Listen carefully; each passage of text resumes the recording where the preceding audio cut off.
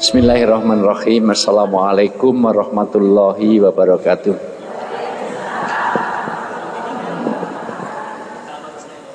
Alhamdulillahirabbil alamin. Nahmaduhu wa nusolli wa nusallimu ala rasulihil karim. Asyhadu alla ilaha illallah wahdahu la syarikalah wa asyhadu anna Muhammadan abduhu rasuluh. Qala Nabi sallallahu alaihi wasallam masalul ladzina yadhkurubahu wal ladzina la yadhkurubahu kamatsalil hayyi wal mayyit. Wa qala aidan khairukum man ta'alamal Qur'an wa 'alamah. Wa qala Allah ta'ala fil kitabil karim aina ma takunu yudrikumul mautu walau kuntum fi burujim musayyadah wa in tusibhum hasanatu yaqulu hadhi min indillah wa in tusibu sayyi'atu yaqulu hadhi min indik kul kullum min indillah fama liha ulai qaumil la yakatuna yaqahuna hadisa wa qala aidan kullu nafsin dha'iqatul maut. Al ayah Sadaqallahu adzim wa sadaqal karim wa nahnu ala dzalika minasyaitin wasakirin walhamdulillahi rabbil alamin. Yang sangat saya takzimi, saya banggakan, saya muliakan, saya doakan mudah-mudahan senantiasa dijaga kesehatannya, diberikan keberkahan dan kemanfaatan hidupnya dunia sampai akhirat. Guru kita tercinta Ustaz Dedi Haryati yang Masya Allah LC lulusan Cairo, yang saya tidak tahu kenapa saya suruh mengisi kajian di Muslimah Pilah, yang sebetulnya beliau ini guru saya. Saya selalu kalau ada beliau ini ibarat saya ini aja cangkul, beliau ini traktor. Kalau udah ada traktor ngapain undang cangkul? Kan lahannya habis kan Bu. Beliau ini matahari, saya ini bulan. Kalau udah ada matahari bersinar, bulan ada pasti gak dilihat. Maka saya nggak tahu kenapa harus ngisi pengajian di tempat di mana guru saya punya kajian ini. Yang kedua karena ada 5 kelemahan Majelis Taklim Umum. Pertama, biasanya persoalan pertama kajian itu adalah tidak hudurul qulub, tidak hadir hati.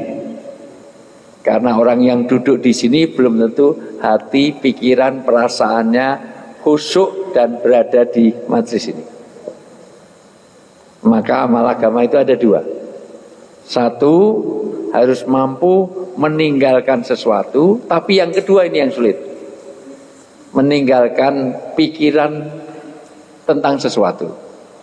Tarku ala khiyali kulli syai'. Halo. Halo. Hai. Halo halo he. He he halo. Halo he halo. Halo he he halo he. Ini nanti kelemahan kedua. Kelemahan kedua, kita ini mohon maaf malas untuk berpikir. Sebetulnya yang kurang satu di sini adalah LCD sama whiteboard. Ilmu itu fisudur, ilmu itu di hati, tapi lewatnya sudur. Maka saya paksakan, saya sebelum sini semua kajian saya harus saya kasih PDF. Seberapapun pokoknya ini handoutnya supaya nanti masih ada yang dibawa pulang. Karena jangan sampai saya kesini dah saya bila-bilain waktunya begitu rupa hanya masuk kuping kanan keluar kuping kanan lagi, wong belum keluar udah belum masuk udah keluar lagi. Apalagi ibu-ibu, kadang-kadang hari ini dunia nyata itu kalah dengan dunia maya. Orang udah duduk di sini aja kadang-kadang hati dan pikirannya masih ada di handphone untuk merubah status sama WA group, live streaming dan Makanya ibu-ibu lebih antusias foto bareng saya daripada tausiah. Nanti perlu foto-foto bareng nggak? Nah itu, perlu foto-foto bareng nggak? Apa sekarang aja foto-foto dulu, jadi nanti seandainya nggak jadi tausiah fotonya udah dapat gitu.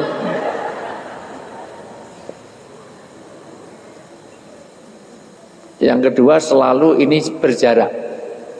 Saya tidak mau kajian terlalu berjarak, karena ini masalah hati, ini tuntunan bukan tontonan, ini bukan konser musik, bukan nyanyian. Jadi tolong biar kedekatan di antara kita ini. Daripada ibu bapak yang maju ke lama, saya aja yang maju lagi. Ya, ya. Karena ini betul-betul kayak panggung, kayak saya perform gitu ya. Gitu. Jadi biar intas. Jadi karena kedekatan fisik itu juga akan menentukan kedekatan batin. Makanya kalau yang ikuti live streaming dengan yang di sini kira-kira lebih khusyuk. Ustaz di sini saya takut. Nanti kalau ada yang pertanyaan-pertanyaan yang sulit saya nggak bisa jawab, Ustaz. Yang gampang-gampang saya. Sini, Ustaz. Ya. Ya, sini aman-aman. Cuman kok sejenis itu belum ada obatnya ya. Halo.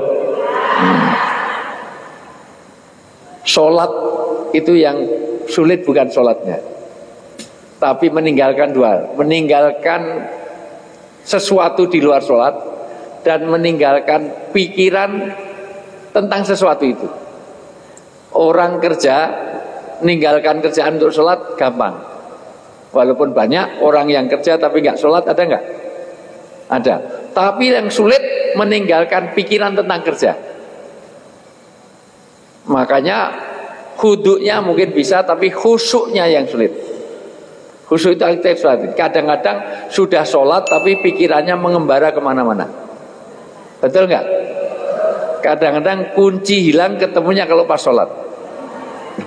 Allah Akbar, kunci dari mana? Allah Akbar, tadi ketemu Ustaz Dedi sama Allah, terus ke warung sama. Jadi selama sholat mencari kronologi hilangnya kunci ini. Begitu salam pas ketemu. Maka kata Nabi ada dua. Satu, ini saya ulang-ulang karena ini 5 kelemahan.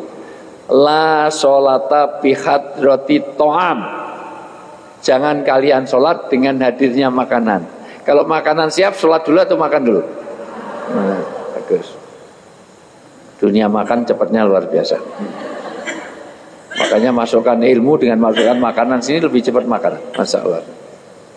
Kadang-kadang apalagi masih pengajian umum biasa, kalau ditanya gimana isi ceramahnya, wah tadi rotinya itu kemanisan, kacangnya keasin, lebih pesan makanan daripada itu. Yang kedua, tidak boleh menahan dua lubang ke depan atau ke belakang. Dari mulai BAB, BAK, kentut, kencing, BAB semua nggak boleh ditahan. Kalau habis wudhu terasa kentut, jangan langsung sholat.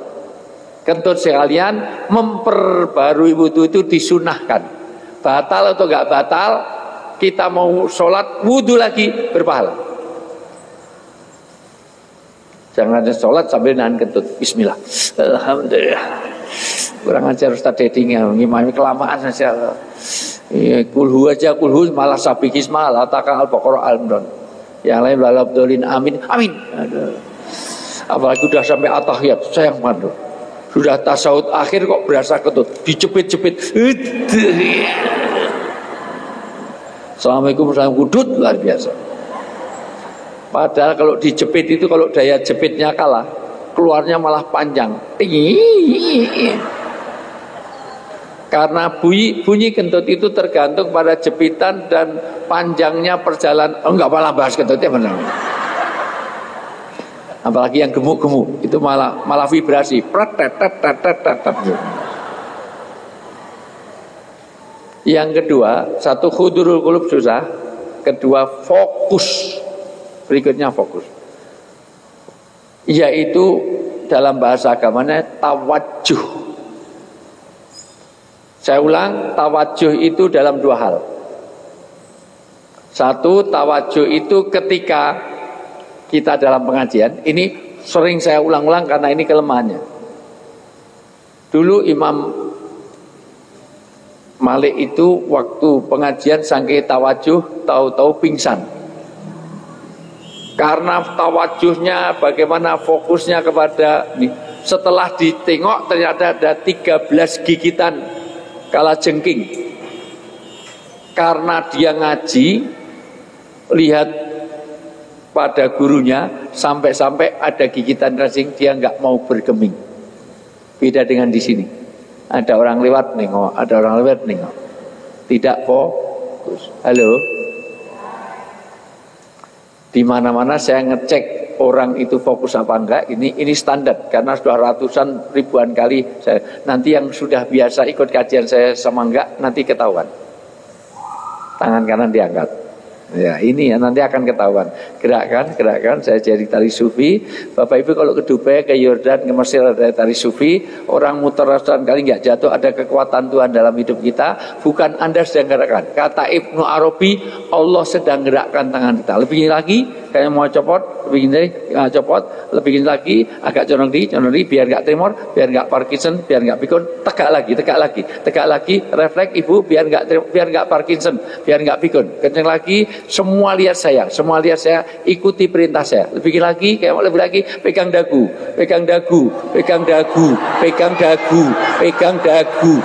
nah masalah pegang dagu. Ibu pegang dagu, nah masalah.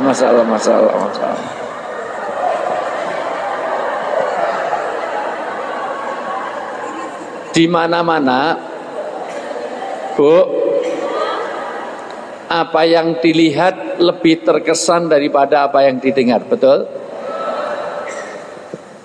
Maka nonton TV dengan dengarkan radio lebih terkesan mana? Yang hadir di sini dengan yang live streaming berpahala banyaknya lebih banyak di yang hadir sini apa yang di live streaming? Yang duduk di depan dengan yang duduk di belakang beda. Orang itu sholat itu yang barisan pertama itu kayak sedekah saja, kayak sedekah onta. Tapi yang di belakang kayak telur cicak itu yang telat-telat. Ternyata kedua, Bapak Ibu, mohon maaf, ini satu ternyata apa yang dilihat lebih terkesan dari dia. Makanya saya yakin Bapak Ibu senang foto dengan saya karena sering lihat saya di TV. Kalau saya siaran di radio, maka nggak ada yang minta foto ke saya. Yang ketiga pentingnya pemimpin. Pemimpin itu, mohon maaf, pemimpin begini ternyata ada aja sampai 6 kali nggak turun-turun dagu-dagu. Nggak apa-apa Bu, nggak usah. Di belakang lebih parah tadi. 8 kali itu turun karena dipukul sebelahnya. Dagu.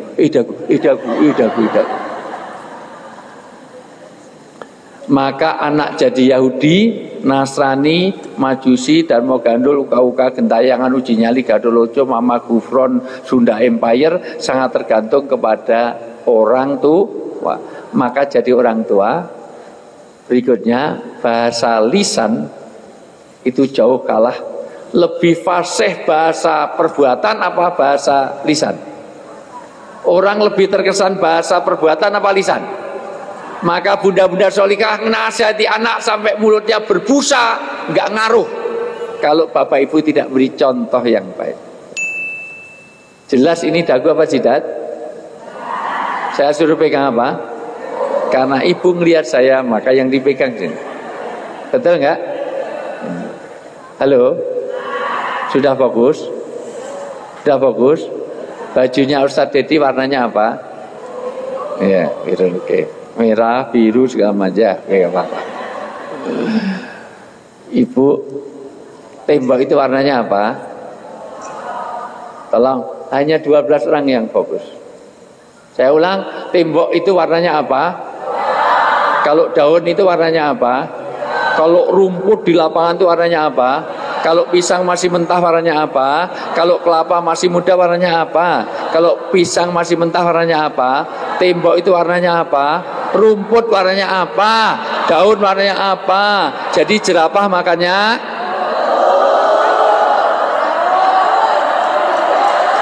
rumput daun.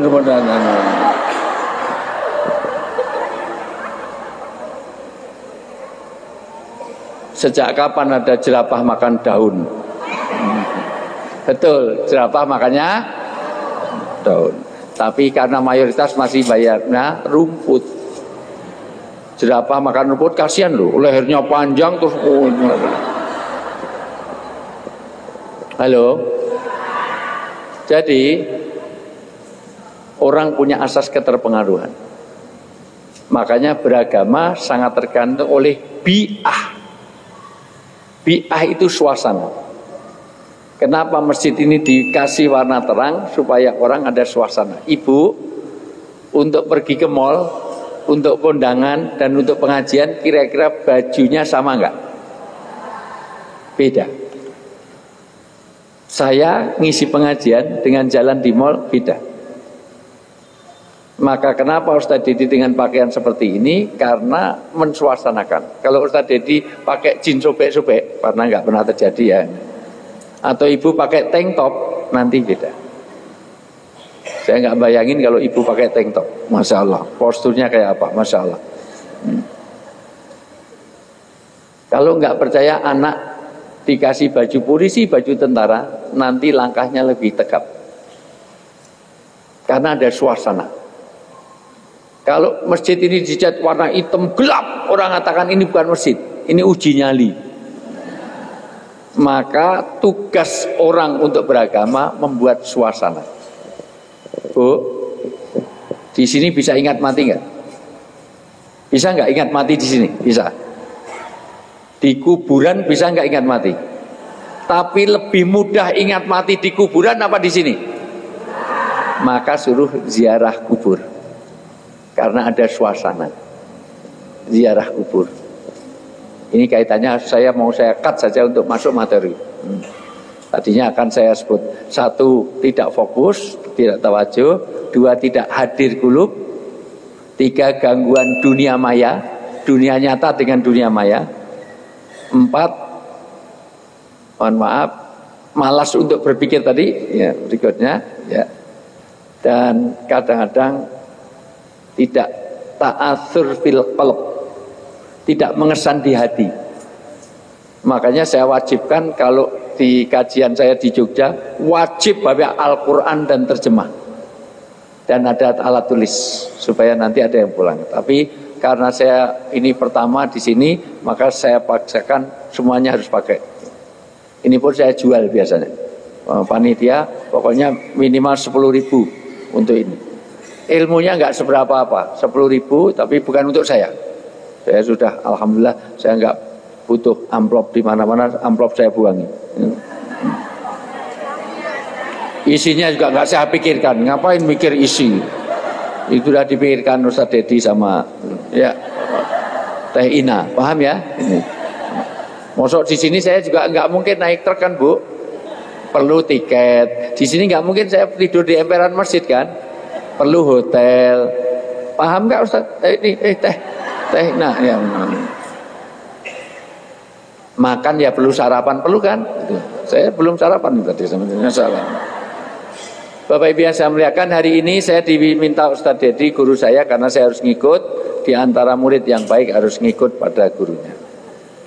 Tawajuh yang pertama itu fokus untuk guru kepada murid di pengajian, maka semuanya harus menghadap sini.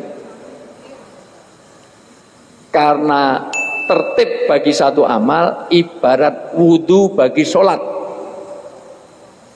Orang nggak pakai wudhu sholat, diterima nggak sholatnya?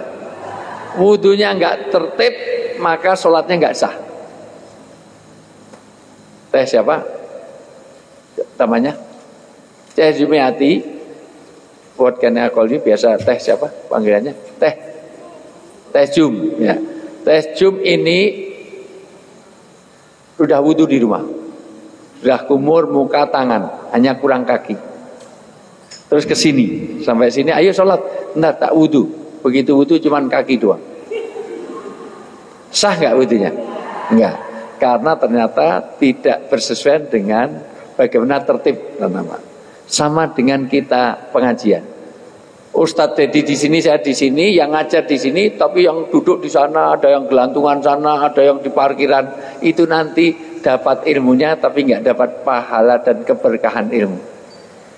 Keberkahan ini apa? Nanti diturunkan sakinah. Sakinah itu penting loh, Bu. Hidup ini kalau udah ada sakinah. Tahu arti sakinah?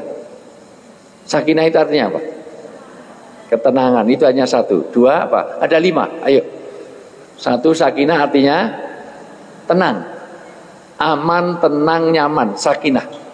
Kalau dalam Al-Quran, sakinah ini disebut dengan tempat tinggal yang nyaman.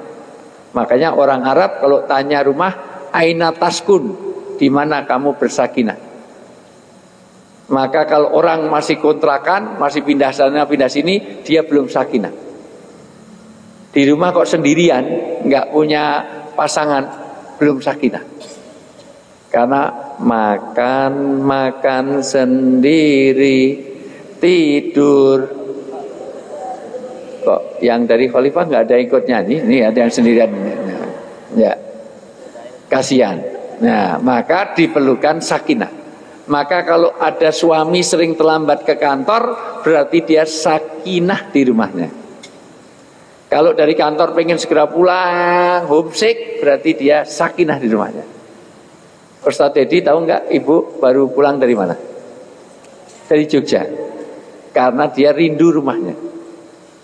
Di Jogja harusnya 3 hari, baru sehari aja pengen segera pulang. Karena merasa dia sakinah. Hotel Trans Studio itu dengan rumah ibu, bangunannya bagus mana? Hotel. Tapi ibu lebih kerasan di rumah apa di hotel? Di rumah. Di hotel baru 3 hari pengen segera pulang. Betul nggak? Khawatir nggak kuat bayar itu semuanya. Tapi sakinah. Padahal bantal, guling, spray yang di hotel dengan bantal yang di rumah yang sudah full color dan full motif, pulau-pulau seluruh berjajar, pulau-pulau menjadi satu. Itulah bantal kita ya semuanya. Tetapi lebih sakinah. Maka sakinah. Sakinah yang kedua itu optimistis. Ini kok jadi nerangkan ini ya? Itu dipakai Allah. Ini kalau ayatnya silakan Bunda. Sini. Ya, makasih. Silakan. Kalau udah penuh nanti kita berangkat. Ya, benar. Telat Bunda. Telat berapa bulan? Ya, certifikasi itu semua certifikasi itu. Salam itu disunahkan, betul nggak Bu? Tapi ada tempat salam yang tidak disunahkan. Kalau ibu terlambat untuk masuk majelis, nggak usah salam. Jabat tangan itu sunnah nggak? Tapi kalau telat nggak usah jabat tangan. Assalamualaikum warahmatullahi wabarakatuh, nggak usah. Jawab salam itu wajib, betul nggak? Tapi ada yang tidak boleh dijawab. Satu, masuk kuburan. Assalamualaikum ala diyar minal mu'min. Nggak usah nunggu jawaban. Waalaikumsalam. Mau ngapain jumus ini jum? Yang kedua, sholat. Kalau jelas dia sedang sholat, imam assalamualaikum, waalaikumsalam, waalaikumsalam, nggak usah. Sakinah yang kedua adalah optimistis. Itu dipakai oleh Allah dalam surat Al-Fatih. Berkaitan nanti ada ayat 4 dan ayat 8, di mana dulu dalam perang Badar hanya 300 orang harus menghadapi 1000 tentara orang kafir. Tapi menang yang 300 apa menang yang 1300? Karena Allah turunkan sakinah atau fi qulubil mu'min. Allah turunkan sakinah di dalam hatinya orang mukmin. Jadi optimistis. Maka keluarga yang sakinah adalah keluarga yang optimis untuk masuk surga.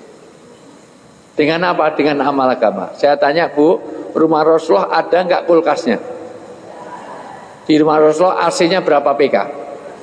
Di rumah Rasulullah ada nggak tanaman janda bolong? Di rumah Rasulullah ada nggak sepeda lipat Bromptonnya? Di rumah Rasulullah ada nggak iPhone 15 seperti iPhone-nya Ustaz Dedi? Ada nggak? Ya. karena saya selalu kalah dalam hal iPhone. Kalau yang lain saya menang. Ya, ini sudah 15 Bu. Tempat saya masih 14. Ya ini kalah. Dalam hal ini kalah. Kalau yang lain-lain saya menang. Ya. Batik insya Allah sama-sama Paradise. Sudah ketahuan. Endorse saya yang di endorse, Ustadz yang saya kasih. Ya, halo. Sampai mana tadi? Oke. Udah.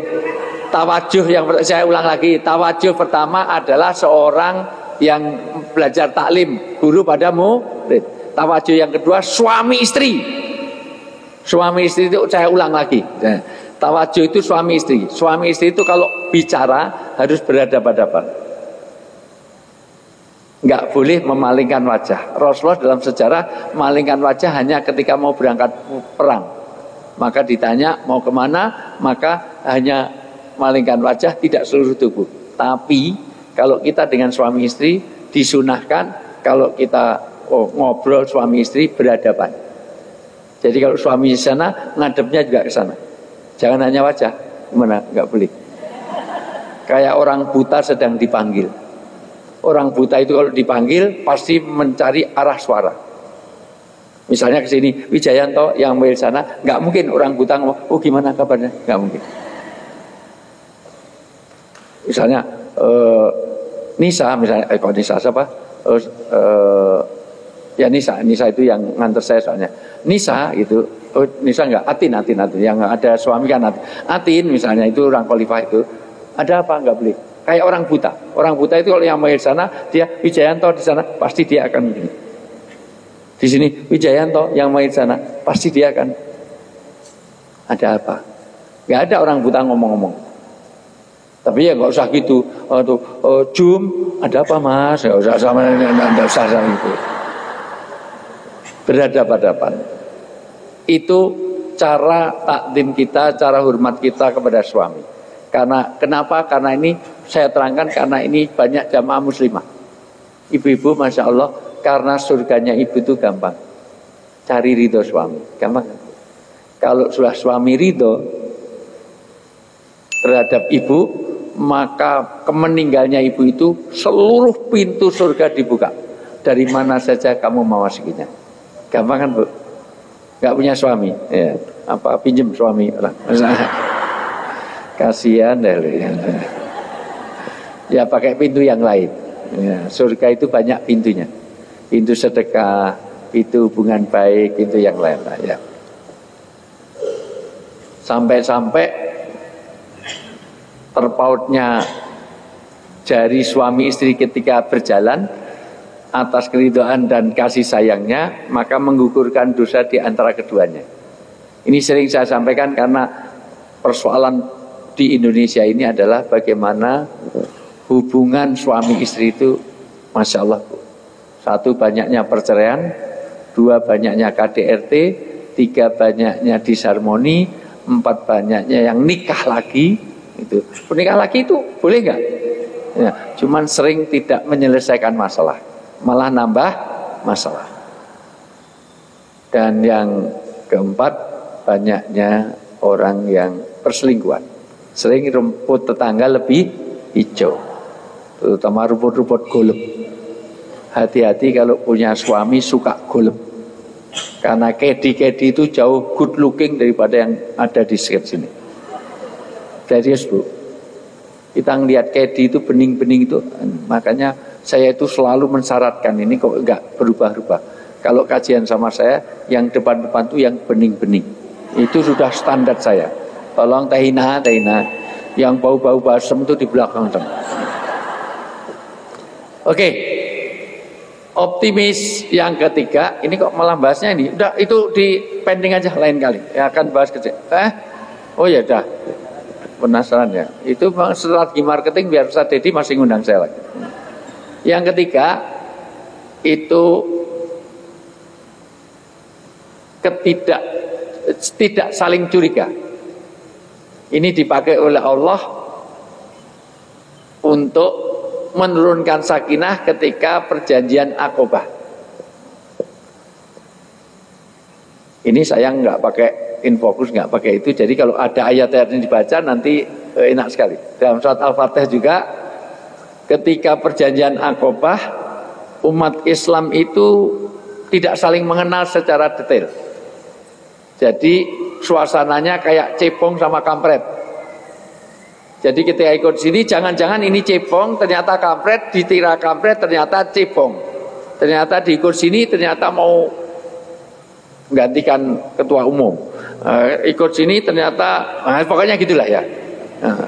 Jadi masih curiga. Jangan-jangan ini namanya ini ternyata Mulyono. Dan seterusnya lah gitu, dan seterusnya. Jadi saling curiga.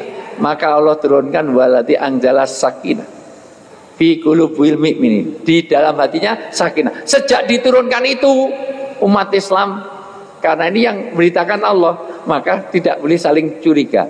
Maka suami istri tidak boleh saling mencurigai. Itu sakinah. Kalau suami masih curiga dengan istri, istri curiga suami, posesifnya luar biasa, itu belum sakinah. Dimulai dari setan gepeng ini. Ini setan gepeng. Setan gepeng. Maka nanti yang punya suami, cek handphone suami. Kalau namanya kok masih sayang, cinta, my love, mama, bebek, walaupun bebek jangan terlalu bangga, itu sindiran keras. Bebek itu beban berat, alias ibu itu obesitas. Dipanggil sayang, saya senang. Sayang itu tidak menghargai. Sayang itu diibaratkan makanan jatuh. Sayang, jangan. Tapi kalau namanya di sini, namanya jelas Atin, namanya jelas, kok bagus namanya Siti misalnya loh ya. Namanya Siti, begitu telepon Umi Siti, masih melayan Umi gitu. Tapi kok ternyata ditulisnya Mabes Polri, Makobrimob, Bareskrim. Apalagi namanya Mak Lampir, Mak Lampir teleponnya. Makanya handphone suami harus dipakai istri, handphone istri bisa dipakai suami. Kalau handphone dibawa kemana, kamar mandi bawa, tidur bawa, itu udah nggak beres. Maka saya sarankan para bapak-bapak nanti handphone serahkan istri seminggu biar dipakai istri. Terus bapak beli lagi dengan nomor baru disimpan. Ini nanti kapan-kapan pengaruh setan gepeng. Ini kaitannya dengan, mohon maaf, hubungan suami istri, 2 penyakit sosial, 3 parenting. Anak-anak sekarang lebih mendahulukan panggilan handphone daripada orang tua. Betul nggak? Dan sekarang judi online dari mana? Handphone. Pinjaman online dari mana? Handphone. Perceraian dari mana? Suami istri selingkuh dari mana? Maka ini nanti bahas tentang handphone di dalam Islam. Kalau ada anak kok mendahulukan handphone, sadarkan. Dulu kamu dilahirkan wahnan, sampai disebut wahnan ala wahnin. Kamu itu dalam surat Luqman dan surat Mukminun, kamu itu dilahirkan susah payah. Hamil itu kan berat kan, Bu? Walaupun lebih berat laki-laki. Ibu hamil nyatanya berkali-kali. Laki-laki disunat. Berat. Ada yang sunat berkali-kali? Enggak mungkin. Ya, Bu. Maka sadarkan satu, kamu dulu dilahirkan dalam susah payah. Kamu ada di dunia bukan di download, bukan download, bukan browsing. Kalau kamu mendahulukan handphone, kalau minta uang jangan dikasih. Suruh minta kepada handphone, karena kamu mendahulukan handphone, mengutamakan handphone, kamu lahir dari handphone. Handphone itu hamil terus keluar kamu. Maka wajahmu kayak kipet. Maka namanya itu Samsung sama Oppo. Halo? Sakinah yang berikutnya, yang keempat, itu tidak menyakiti. Tidak menyakiti. Itu dipakai di dalam Al-Quran surat Yusuf ayat 31. Berkaitan dengan Zulekha, yaitu istrinya siapa? Yang menggoda siapa? Nabi Yusuf. Nama Zulekha itu didapat dari mana, Bu? Di Quran ada nggak nama Zulekha itu? Nggak ada. Di hadis ada nggak? Nggak ditemukan. Kenapa Zulekha itu Kok tidak ditulis namanya? Dirahasiakan oleh Allah. Para mufasir ahli sejarah mengatakan pertama, Zulaikha itu masih punya malu. Karena ketika mau memperdaya Yusuf, pintu-pintunya dikunci. CCTV dimatiin, candid kamera nggak ada rekamannya, nggak ada linknya. Beda dengan orang sekarang. Melakukan itu malah di video, linknya disebarkan apa ya biasanya, ya hanya sampai menjadi komersial. Karena nanti ada tiga siksa yang tidak hanya di akhirat, di dunia pun dia akan dapatkan. Satu, durhaka orang tua, nggak usah nunggu di akhirat, di dunia sudah ada izin. Dua, wal firor anil zahwi, orang yang jadi pengecut dari peperangan. Kelihatannya ikut perang tapi paling belakang, begitu ada rampasan perang dia ngambil duluan. Pengecut lah, lempar batu sembunyi tangan itu. Yang ketiga, zina tapi malah dibanggakan, dipertontonkan, dikomersilkan. Zina malah direkam, tapi Zulaikha enggak. Tidak direkam, enggak pakai video kamera, tidak candid kamera, memang belum ada waktu itu. Dan yang kedua, diceritakan Zulaikha itu berakhir dengan taubat. Maka ada, walaupun itu sumbernya masih dipertanyakan, akhir-akhirnya Zulaikha juga nikah dengan Yusuf. Meskipun cerita-cerita ini, mohon maaf hadis-hadisnya tidak, ini dari cerita-cerita Israel.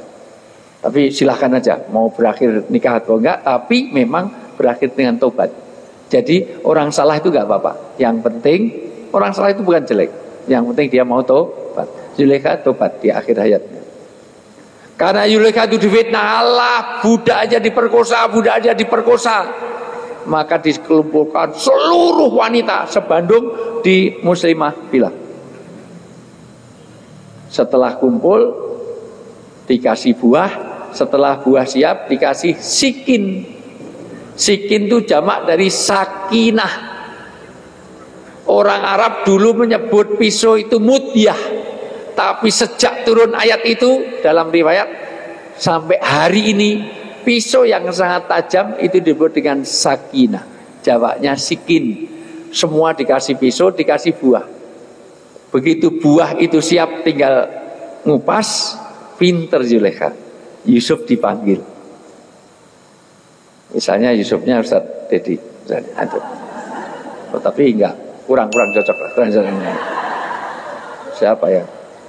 Bapak lebih enggak cocok. Siapa yang di belakang? Oh, kalau Yusufnya itu Zulaikha katarak. Enggak ada ya. Pak. Ya, misalnya Yusufnya saya gitu aja ya, saya tahu ibu-ibu pasti sudah nunggu kan gitu. Karena mungkin lebih cocok saya daripada yang lain. Karena nanti Ustadz Dedi nanti akan menerangkan. Ustadz, mohon maaf, Yusuf itu bukan hanya Jamil. Jamil itu ganteng. Itu Karim. Karim itu ada malakum karim. Ini malaikat ini. Ini bukan manusia. Karena Karim itu bukan sekedar ganteng tapi menarik. Karena ada yang ganteng tapi tidak menarik, ada nggak? Ada nggak wanita yang cantik tapi nggak menarik? Adakah yang cantik dan menarik? Ada nggak? Ada tidak cantik tapi menarik, ada nggak? Ada tidak cantik dan tidak menarik, ada nggak? Banyak.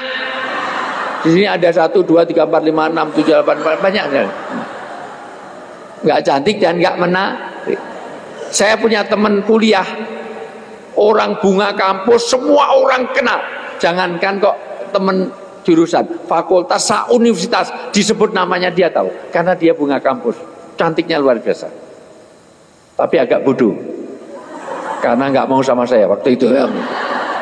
Sekarang nyesalnya luar biasa. Sampai hari ini belum nikah, padahal cantiknya luar biasa. Teman saya sekampus, itu wajahnya biasa, nggak menarik, mendorong. Kalau nggak menarik berarti mendorong. Tapi believe or not, sudah nikah 3 kali. Yang cantik itu sampai hari ini belum nikah. Tidak ada orang yang menarik untuk nikahi. Padahal paling cantik. Yang nggak cantik ternyata udah 3 kali nikah. Laris manis. Suaminya meninggal waktu Covid, nikah lagi, ternyata nikah lagi nggak cocok, terus cerai. Sekarang yang berikutnya nikah lagi. Saya dapat undangan. Ini undangan siapa untuk anakmu? Enggak, aku. Kamu itu wajahnya seingat saya nggak menarik, tapi kok sampai 3 kali nikah, masya Allah. Kenapa? Karim Yusuf itu bukan yang ganteng, semua orang masya Allah luar biasa. Setiap ketemu pengen selfie. Sampai ketemu dia itu lebih seneng selfie-nya daripada pengajiannya. Itu saya masya Allah. Maka waqata'a aydiyahunna, seluruh wanita itu motong jari-jarinya, ngiris jari-jarinya, dan gak berasa. Dan begitulah suami istri. Suami istri itu negur seibat apapun pelanggaran, tidak boleh saling menyakiti. Jadi bu, kalau hujan-hujan gini masih hidup. Kalau negur suami yang baik dengan hati yang lembut, jangan bersikap kasar dan berhati keras. Nanti dalam surat Al-Imran ayat, karena kalau hati kasar dan keras, kalau nggak lintalahum, maka nanti jauh dari kamu. Itu dibaca 159. Al-Imran 159. Karena kalau hatimu kasar dan kamu bersikap keras kepada mereka, hatinya keras, sikapnya kasar, maka dia jauh dari Allah. Jadi kalau negur suami jangan, Bapak tahu Fir'aun? Ya tahu, persis Bapak itu kayak Fir'aun. Bapak tahu kambing? Tahu, itu nggak pernah mandi kan? Ya, baunya amis kayak kambing. Persis Bapak itu kayak kambing. Nah, itu benar enggak? Ayo ketemu, mana? MC-nya tadi mana? Jadi baca Al-Imran 159. Beda nggak Bapak? Okay. Al-Imran 159. Bu, sikap kita dalam berhubungan suami istri, kepada anak, relasi sosial seperti ini. Ada 5 sikap ini. Yuk, pelan-pelan. Yuk. Maka disebabkan karena rahmat Allah. Terjemahan. Ya, boleh. Maka berkat rahmat Allah, engkau Muhammad berlaku lemah lembut terhadap mereka. Sekiranya engkau bersikap keras. 1, kita harus lemah lembut. Orang itu nggak boleh utulin. Utulin itu kaku, kasar, saklek, jutek.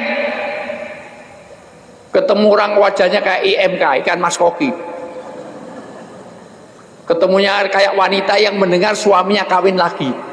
Lihat aja wanita yang dengar suaminya kawin lagi, pasti wajahnya nggak enak. Dengar ya Bu? Aduh. Jadi nggak boleh kayak orang sakit gigi. Orang jutek itu sering saya sebutkan, jawab asal jawab. Dari mana Bu? Dari belakang. Mau kemana? Mau ke depan. Sudah makan? Sudah, nggak makan mati. Sudah punya suami? Sudah, mau lu ambil? Gua kepret lu, belakang lu, mukil lu. Ada nggak wanita seperti itu? Ada nggak? Ada. Orangnya hadir di sini. Saya tahu persis orangnya. Burungnya hitam, sama bunga-bunga, sama kuning, sama hijau, sama merah. Ada. Ada nggak wanita seperti itu? Ada nggak? Ada. Suami yang seperti itu ada nggak? Oh, berarti ya suami sendiri kok mau langsung. 1, lemah lembut. 2, sekiranya engkau bersikap keras dan berhati kasar. Sikapnya keras, hatinya kasar. Sikapnya keras, hatinya kasar. Tentulah mereka menjauhkan diri dari sekitarmu. Maka jauh dari Allah, jauh dari Islam. Maka kita harus lemah lembut, hati kita jangan keras, sikap kita jangan kasar. Terus? Karena itu maafkanlah mereka. Kita itu jadi pemaaf. Jadilah pemaaf. Karena sekarang dia yang salah, kemungkinan kita punya salah enggak nanti? Ya. Jadilah pemaaf. Terus? Dan mohonkanlah ampun untuk mereka. Doakan mereka. Kita itu jarang mendoakan. Sebaik-baik orang itu Bu, sampai dia mendoakan dan orang yang didoakan tidak tahu kalau ibu mendoakan dia. Dan alhamdulillah saya sering melakukan. Alhamdulillah. Ibu nggak berasa kalau setiap hari saya doakan. Ibu tahu nggak kalau tiap hari saya doakan? Nggak ngerti. Maka saya nggak kasih tahu. Setiap hari. Bahkan seminggu, sehari bisa 5, 6, 10 kali. Saya doakan ibu-ibu semuanya. Mudah-mudahan ibu-ibu jadi ibu-ibu yang solihah, selamat dunia akhirat. Saya selalu memintakan ampun untuk ibu-ibu. Allahumma gfir lil mu'minina wal mu'minat wal muslimina wal muslimat al ahya'i minhum wal amwat. Saya doakan terus tiap hari. Maka aneh kalau ibu nggak ngoleh-olehin saya, itu keterlaluan. Tiap hari saya oleh-olehin, minum aja nggak nawari saya tadi. Halo. Terus? Dan bermusyawarahlah dengan mereka dalam urusan itu. Ya, musyawarah. Apapun didiskusikan, dicarikan musyawarah. Tapi kalau sudah bermusyawarah semuanya terus dan bertawakal. Dan apabila engkau telah membulatkan tekad, maka bertawakallah kepada Allah. Sungguh Allah mencintai orang-orang yang bertawakal. Ya, nanti kalau sudah diusahakan semuanya nggak bisa, sudah ditegur dengan baik, ini nggak baik segala macam, maka serahkan Allah, kita tawakal kepada Allah. Wa idza azamta fatawakkal 'ala Allah. Oke, balik lagi sini biar ini kok jadi lepas tema sih. Yang kelima, sakinah itu dipakai dalam hadis untuk orang yang jadi makmum. Oh, sini lagi, masih ada tempat. Sini kejauhan sana, udah terlambat di pinggir nanti malah enggak. Sini aja sini. Nanti enggak sini depan masih ada. Nanti keburu sini. Berdua sini, ya, berdua. Bertiga. Ayo, sini. Sini depan ya. Teh Nuri. Sini, ya. Teh Reni sama Teh Nuri, Masya Allah. Kayak Ipin Upin. Nah, ya, Masya Allah. Kapan dress code-nya kayak ini bagus banget lah, Masya Allah. Ya. Wah, senang sekali Mas. Ini kan good looking, enak dipandang. Sejak tadi saya ngelihat yang kurang ini ya. Masya Allah.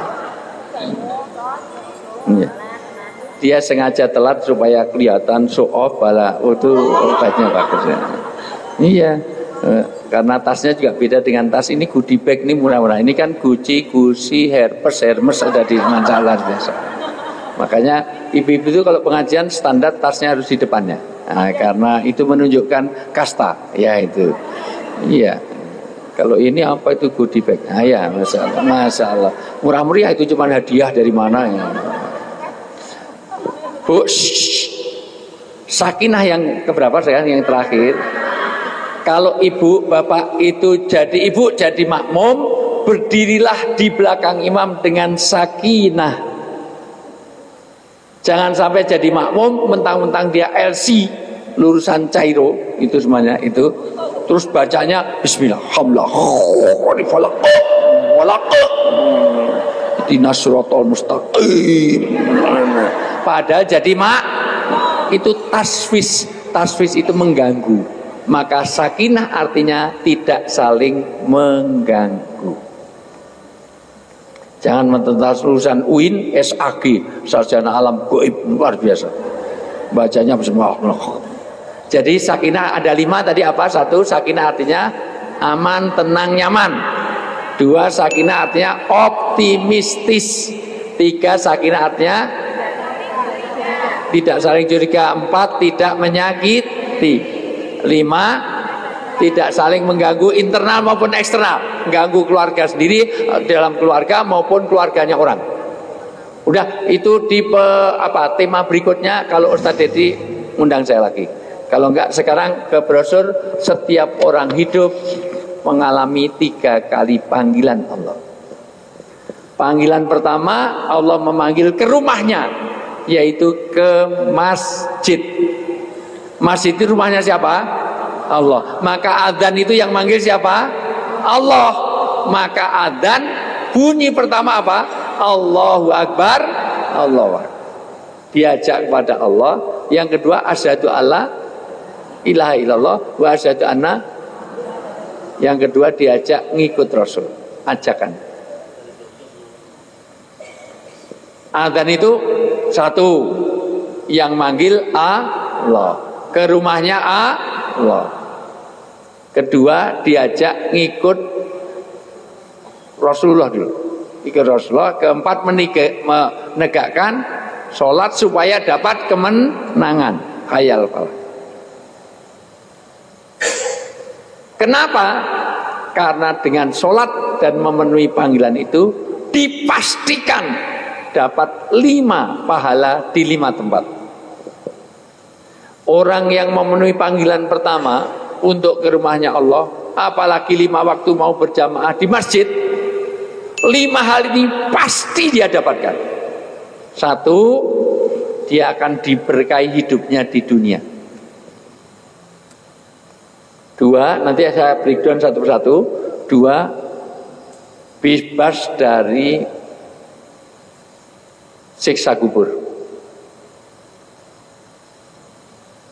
3, akan menerima catatan amal dengan tangan kanan. Nanti ayatnya, berbahagialah orang yang menerima amalnya biyaminik, dengan bersukseslah, bahagialah kalau orang-orang itu menerima amal dengan tangan kanan. Artinya yang dilaporkan yang baik-baik, yang jelek-jelek itu malaikat hilangkan, enggak dilaporkan. Indah sekali Bu, nanti kalau kita di hadapan Allah, malaikat lapor yang baik-baik saja. Yang ibu-ibu pernah naik bis nggak bayar, pernah double makanan, pernah datang terlambat, nggak ngasih infak, nggak ngasih oleh-oleh, itu nggak dilaporkan. Yang ngajinya ngobrol sendiri ngantuk, nggak dilaporkan. Yang dilaporkan yang baik-baik. Yang keempat, dipastikan meniti sirat secepat kilat, kama salil barak. Besok meniti sirat itu ada yang kama salil ibil, kayak unta, ada yang merangkak, ada yang kayak naik sepeda, ada yang cepat, ada yang lambat. Niti sirat lambat, kenapa? Karena dia jarang sedekah, dia sholatnya juga ogah-ogahan. Kalau ada pengajian datangnya terlambat. Ya, ya itu termasuk. Ya pokoknya gitulah, jangan. Halo. Dan yang kelima, dipastikan memasuki surga tanpa merasakan pedihnya api neraka. Mudah-mudahan kita termasuk di dalam. Maka jangan heran kalau ibu-ibu besok masuk surga, tiba-tiba orang datang, loh, kok wajahmu gosong separuh? Gosong separuh. Ternyata, oh saya jarang sholat atau saya sering terlambat dalam pengajian, makanya baru pulang dari neraka tadi pagi. Maka terlambat ke surganya karena telat. Itu telat karena bikin motif bajunya, lama banget. Ngecat baju lama banget. Saya ulang, panggilan pertama menghasilkan 5 pahala di 5 tempat. 1, di dunia hidupnya berkah, rezeki yang diminta bukan banyaknya, tapi berkah. Ibu ketemu satu dengan orang lain, dia doa untuk berkah. Assalamualaikum warahmatullahi wabarakatuh, minta berkah. Masuk rumah, Robi angjilni munjalan mubarakan wa anta khairul munjil. Masuk rumah minta berkah. Ada pernikahan, barakalaka wa barakalika wa jama'a bainakuma fi khair, diminta berkah. Orang makan nasi yang nanam siapa? Petani. Tapi kalau mau makan yang disebut petani apa? Allah. Minta berkah. Gimana doa mau makan? Allahumma ini a'udzubika minal khubusi wal khobais. Kalau di toilet, Allahumma barik lana. Kebalik lah, ibu juga balik antara dagu sama jidat juga kebalik. Ya, jadi jerapah makannya, Masya Allah. Jadi jerapah makannya, Masya Allah. Jadi jidatnya mana Bu? Jidatnya mana? Jidatnya mana? Jidatnya? Ah, jidat di sini, gitu jidat di sini. Ibu, jadi kenapa minta berkah? Karena apa itu berkah? Berkah ada 4. Hidup Anda diberkahi atau enggak tergantung 1, berkah sifatnya ilahiyah. Maka selamanya hidup tidak diberkahi kalau ibu tidak ada jaringan hubungan yang baik kepada Allah. Maka perbaiki sholatnya. Bu, sholat itu dengan naik sepeda lebih sulit mana? Naik sepeda. Orang buta bisa nggak naik sepeda? Oke. Orang nggak punya tangan bisa nggak naik sepeda? Orang nggak punya kaki bisa nggak naik sepeda? Tapi nggak punya kaki, nggak punya tangan dan buta, bisa nggak sholat? Bisa. Orang itu haji karena nggak punya uang, boleh nggak berangkat haji? Boleh. Orang itu kalau nggak punya dana, nggak punya penghasilan, boleh nggak dia itu mohon maaf nggak zakat? Boleh. Orang itu karena sakit, boleh nggak puasa? Boleh. Orang sakit nggak punya uang, boleh nggak sholat? Orang sakit boleh nggak sholat? Dalam keadaan perang saja orang suruh sholat. Perang loh bu, perang sholat. Oh ini jam duhur, padahal Bismillahirrahmanirrahim, alhamdulillah, boleh. Bahkan sholat itu sambil jalan, sambil berkendaraan harus sholat. Ibu kalau umroh, nanti sesekali umroh sama Ustadz Dedi lewat khalifah. Syukur kalau Februari nanti sama saya berangkat, Ustadz Dedi berangkat. Khusus Februari, yang lain Ustadz Dedi sendiri aja. Itu. Yang saya yang Februari aja nanti.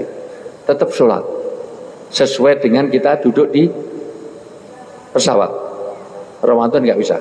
Ramadan saya di 5 TV, saya terlalu berat, pengorbanannya terlalu berat dan ya secara ini loh maksudnya siaran TV itu banyak. Sholat sebagaimana dalam keadaan duduk berdiri. Dan sholat di pesawat nggak usah atahiyatnya dinaikkan gini, nggak usah gini. Kenapa? Karena itu bagian pentingnya sholat. Kedua, berkah tidak bisa dilihat tapi bisa dirasakan. Anak muda dinasihati itu berkah, suami nyenangkan istri itu berkah, istri nyenangkan suami itu berkah. Yang ketiga, berkah tidak bisa diukur. Nggak ada ukurannya. Dapat berkah 5 kintal, 5 ton, 5 kilo nggak bisa. Yang keempat, berkah itu intinya ziyadatul khair. Kalau kita bertambah kebaikan. Jadi kalau kira-kira ibu suaminya jadi anggota dewan, tapi malah sholatnya sering bolong, itu berarti anggota dewan memberkahi apa enggak itu? Enggak. Kalau ibu gajinya banyak, ternyata malah dengan mobilnya baru, malah jarang ke majelis taklim. Itu mobilnya berkah enggak? Dulu naik motor sering, naik angkot sering ke masjid. Begitu punya mobil malah ngajinya telat. Itu berkah enggak? Ya berkah tapi enggak terlalu, ya, karena telat, ya telat. Punya baju baru kok malah pengajiannya jarang datang, itu berkah enggak? Nah, tapi kalau baju baru seragam kok malah datang pengajian, berarti baju barunya itu berkah. Bu, di antara tafsir nanti dalam surat At-Taubah ayat 24. Kul ingkana abaukum wa abnaukum wa ikhwanukum wa azwajukum wa asiratukum wa amalukum, kata semuanya. Orang itu kalau mendahulukan Allah dan Rasul, punya apa saja yang baru dipakai untuk ibadah. Contoh, punya baju baru jangan dipakai untuk piknik, dipakai untuk sholat. Punya sepatu baru pertama kali dibawa ke masjid. Nanti dicuri orang di plastik bawahnya. Punya handphone baru, Bu, handphone baru pertama kali untuk nulis chatting Bismillahirrahmanirrahim, untuk hal-hal yang WA group yang soleh-soleh. Punya pulpen baru pertama kali nulis yang Bismillah yang bermanfaat. Itu tanda. Punya mobil baru pertama kali jangan untuk piknik, dibawa ke pengajian untuk jemput ustadznya.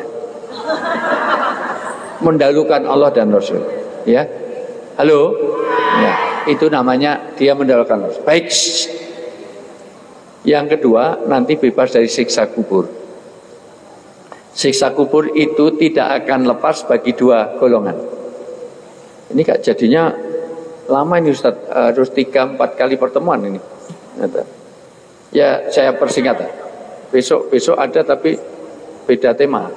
Nah, besok judi, mengenai kita judi. Ya. Halo. Satu, orang di alam kubur tidak akan lepas siksa kalau tidak beres Sholatnya dimulai dari wudhu, dimulai dari istinja. Karena kalau istinjanya salah, wudhunya juga nggak beres. Kalau jadi dimulai dari kencing, dari BAB, urusan toilet. Kenapa ada orang disiksa di alam kubur? Karena nggak beres di dalam istinja. Istinjanya nggak beres, istibroknya nggak beres, bersucinya nggak beres, puasanya nggak beres, sholatnya nggak beres, seluruh amal nggak beres. Yang kedua, orang yang muflis. Siapa orang muflis? Orang yang bangkrut. Dia sholatnya bagus, puasa, baca Quran, wirid, dzikir, sholawat, semua dia lakukan. Tapi dia punya hubungan sosial yang tidak baik. Dia suka gosip, dia suka iri, dia suka ghibah, dia terlibat lambe turah, dia utang nggak bayar, arisan ngemplang. Semua hubungan sosial.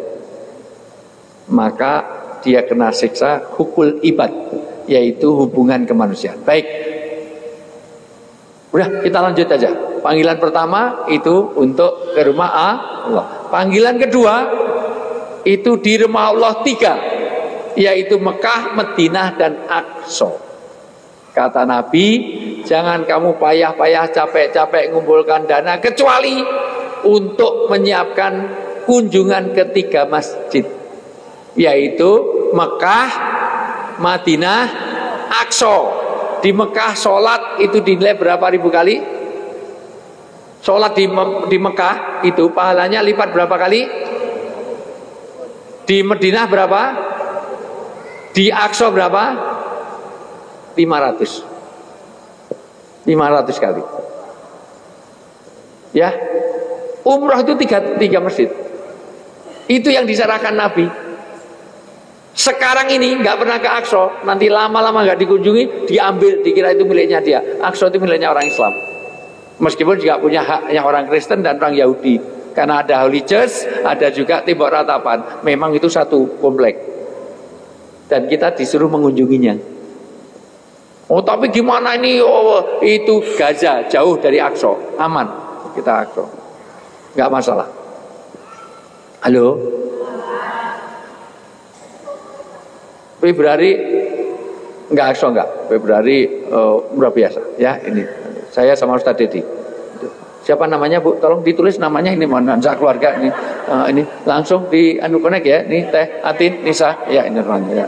Ya insyaallah. Halo. Bahkan orang yang punya dana tapi enggak meniatkan diri untuk haji, kata Nabi kalau mati dia tidak digolongkan kepada orang Islam. Dia digolongkan Yahudi, Nasrani, Majusi, dan Mogandul uka-uka. Gentayangan uji nyali tadi, kacau-lucu. Maka pentingnya orang niat untuk haji. Halo? Semuanya niat? Niat. Niat dengan pengen itu beda. Kalau niat itu melangkah, nabung, daftar. Tapi kalau pengen hanya, ya saya pengen haji. Maka tanda niat itu daftar. By the way, panggilan yang ketiga, udah saya pengen supaya masuk sini. Panggilan yang ketiga adalah menghadap Allah langsung, yaitu kematian. Ini yang akan kita fokuskan pada hari ini. Kalau tadi ke rumahnya Allah, kedua ke Mekah Madinah juga rumahnya Allah, yang ketiga menghadap Allah langsung. Panggilan ketiga ini datang dengan 3 misteri. Maka kalau pertanyaannya kapan kematian melamarku, ada 3 misteri. 1 aukot, 2 amkan, 3 asbab. Aukot artinya kita tidak tahu kapan. Sampai hari kiamat manusia tidak tahu kapan dia mati. Kedua, amkan, dia tidak tahu kapan dia mati. Ketiga, asbab, tidak tahu apa penyebab kematian. Kenapa? Karena di Bandung kalau ada orang kematian ada 3 kesalahan mindset. Pertama, ketika orang mati tanyanya sakit apa. 2, usia berapa? 3, kena COVID apa enggak? Saya tanya, apakah orang mati itu harus sakit? Apakah orang mati harus tua? Apakah orang mati itu harus kena COVID? Adakah dokter yang ngobati mati padahal yang diobati sembuh? Ada enggak? Adakah orang anak kecil mati? Ada enggak? Adakah orang sehat segar bugar terus mati? Ada enggak? Orang tidur bablas mati? Ada enggak? Orang makan roti terus mati? Ada enggak? Makan roti di bis, bisnya tabrakan, mati. Orang pakai baju baru terus mati? Ada enggak? Ada. Orang dengarkan tausiah pulangnya mati? Ada enggak? Banyak. Kalau yang tausiah mati jarang. Yang banyak yang dengar. Akal mati harus tua. Di depan pesantren saya sering lihat, karena saya lihat sendiri. Anak masih muda belia, mahasiswa. Enak-enak mancing, sambil ngerokok. Rokoknya jatuh, mati. Serius? Ya Allah, masih remaja, masih muda, mancing sambil ngerokok, rokoknya jatuh, mati. Ada yang salah dari saya? Ada mahasiswi saya cantik bening, Bu, ketemu di bandara. Ketemu dari saya itu jauh karena dulu saya kasih nilai A. Karena saya lebih baik segera lulus daripada ngeliat dia, wah banyak kan. Udah, enak-enak telepon lu. Halo, baru 3 kali halo, mati. Masya Allah. Iya. Sekarang dibaca surat Luqman ayat terakhir. Ayat 34. Luqman ayat 34. Ya, Luqman surat ke-19. Ya, Luqman kok di depan-depan itu Al-Baqarah. Ya, 31 ayat terakhir ayat 34. Sampai hari kiamat manusia tidak akan tahu 5. Walaupun jamaah aulia yang bisa telepon dengan Tuhan ketika mau lebaran, wah, halo Tuhan, kapan lebarannya? Atau bisa ngomong dengan Ina makoli, mama Gufron, tidak tahu 5 ini. Ya. Sesungguhnya hanya di sisi Allah ilmu tentang hari kiamat. Hari kiamat, sampai hari kiamat manusia tidak tahu kapan matinya. Karena dulu ada orang bernama Mama Loren. Katanya bisa nerawang bahwa tanggal 2 bulan 2 2002 akan kiamat. Orangnya udah mati sekarang, ternyata belum kiamat. Karena bisa nerawang, saya tanya, ternyata dia tidak tahu. Karena sampai hari kiamat tidak tahu kapan kiamat. 1, 2. Dan dia yang menurunkan hujan. Hujan ini kuasa Allah. Nyatanya bisa enggak kita mengendalikan hujan? Enggak bisa. Kalau bisa, Arab Saudi dibikin hujan 10 tahun hujan terus, jadi hutan belantara. Jadi tawaf sa'i di tengah hutan. Terus di Bandung dibikin enggak hujan 10 tahun, biar jadi padang Sahara, bawahnya banyak minyak. Enggak bisa. 3. Dan mengetahui apa yang ada di dalam rahim. Di dalam rahim kita enggak tahu. Tahu mungkin laki perempuannya saja iya, tapi bukan kuasa kita. Nanti jadi orang baik apa orang jelek nggak ngerti. Bahkan kita nggak bisa menciptakan bayi. Kalau bisa saya titip, tolong bikinkan bayi yang hidungnya 3, yang matanya 4. Jadi kalau ujian itu bisa nyontek di belakangnya semuanya. Yang kupingnya 3, 1, 2, 3 tambah 1. Jadi malah kacau ya. Nanti kalau naik motor tuh kena angin tuh gemuruh luar biasa. Harus ada helm yang ada di sini, masalah. Tidak bisa. Ini kuasa Allah. Yang 4. Dan tidak ada seorang pun yang dapat mengetahui dengan pasti apa yang akan dikerjakannya besok. Apa yang terjadi besok pagi nggak ngerti. Jadi nggak bisa nerawang bagaimana yang terjadi. Pakai mangkok dipukuli ding ding ding ding ding ding ding ding ding ding, nggak bisa. Gak ada yang. Yang kelima. Dan tidak ada seorang pun yang mengetahui di bumi mana dia akan mati. Di bumi mana dia akan mati. Karena ini saya tanyakan ke Mama Loren. Kalau kamu ini serius siaran live, saya tanya, kalau kamu tahu bahwa artisnya akan jodohnya akan cerai, saya tanya Mama Loren, kira-kira tahu nggak matinya di mana? Oh, nggak tahu. Sebab kalau dia tahu matinya di mana, logikanya nggak bisa mati. Matinya di Jakarta, mulai besok pindah ke Bandung. Malaikat Israel mau nyabut kemana, dicari nggak ketemu. 5 hal ini kepastian. Aukot kita ditahu kapan. Dan untung manusia nggak tahu kapan matinya, karena kalau sebab tahu matinya kapan, tidak ada dinamika kehidupan. Bayangkan kalau kita semuanya tahu matinya kapan, ketemu orang pasti akan tanya, kapan mati? Kurang 4 tahun. Wah, saya kurang 3 tahun. Wah, saya kurang 2 hari. Pasti wajahnya nggak cerah. Sekarang aja nggak begitu cerah, Masya Allah biasa. Walaupun kalau kita tahu mati juga seneng, karena bisa broadcast, nyebarkan undangan, hadirilah pemakaman kami. Datang ya, Dius, Cemungut. Besok pagi langsung nata kursi. Ngapain? Besok ada kematian. Saya mati, biar tamunya enak. Kurang 2 jam belum ada yang datang, berangkat sendiri. Mau kemana? Mau ke kuburan. Ngapain? Mati. Tapi pas kullu nafsin dha'iqatul, maka malaikat Israel memberitahu, aku akan cabut nyawamu satu-satu. Muhammad, urut dari belakang-belakang, dan yang meninggalkan majlis duluan. Mulai yang meninggalkan majlis duluan, baru ke belakang-belakang, terus yang telat-telat datang, terus kemudian yang ke sana, terus kalau itu yang kau sampaikan, ada 145 kali di dalam Al-Quran, 145 kali bicara tentang mati. Dan kebetulan bicara tentang hidup juga 145 kali. Di Al-Quran itu kata hidup 145 kali, satu kata mati 140 kali. Jadi semua umatku tahu kullu nafsin dha'iqatul. Yang paling penting apa tanda-tandanya? Oh, banyak. Tanda kematian itu banyak. Tapi dikasih bocoran 3. Sampaikan pada umatmu, aku segera melamar untuk ambil nyabut nyawanya kalau sudah ada 3 alamat ini. Maka hati-hati bagi jamaah muslimah filah yang sudah punya 3 alamat ini. Apa tanda indikasi barometer orang dekat dengan Israel? 1, sampaikan pada umatmu, aku segera cabut nyawanya kalau sudah mulai berubah warna rambutnya,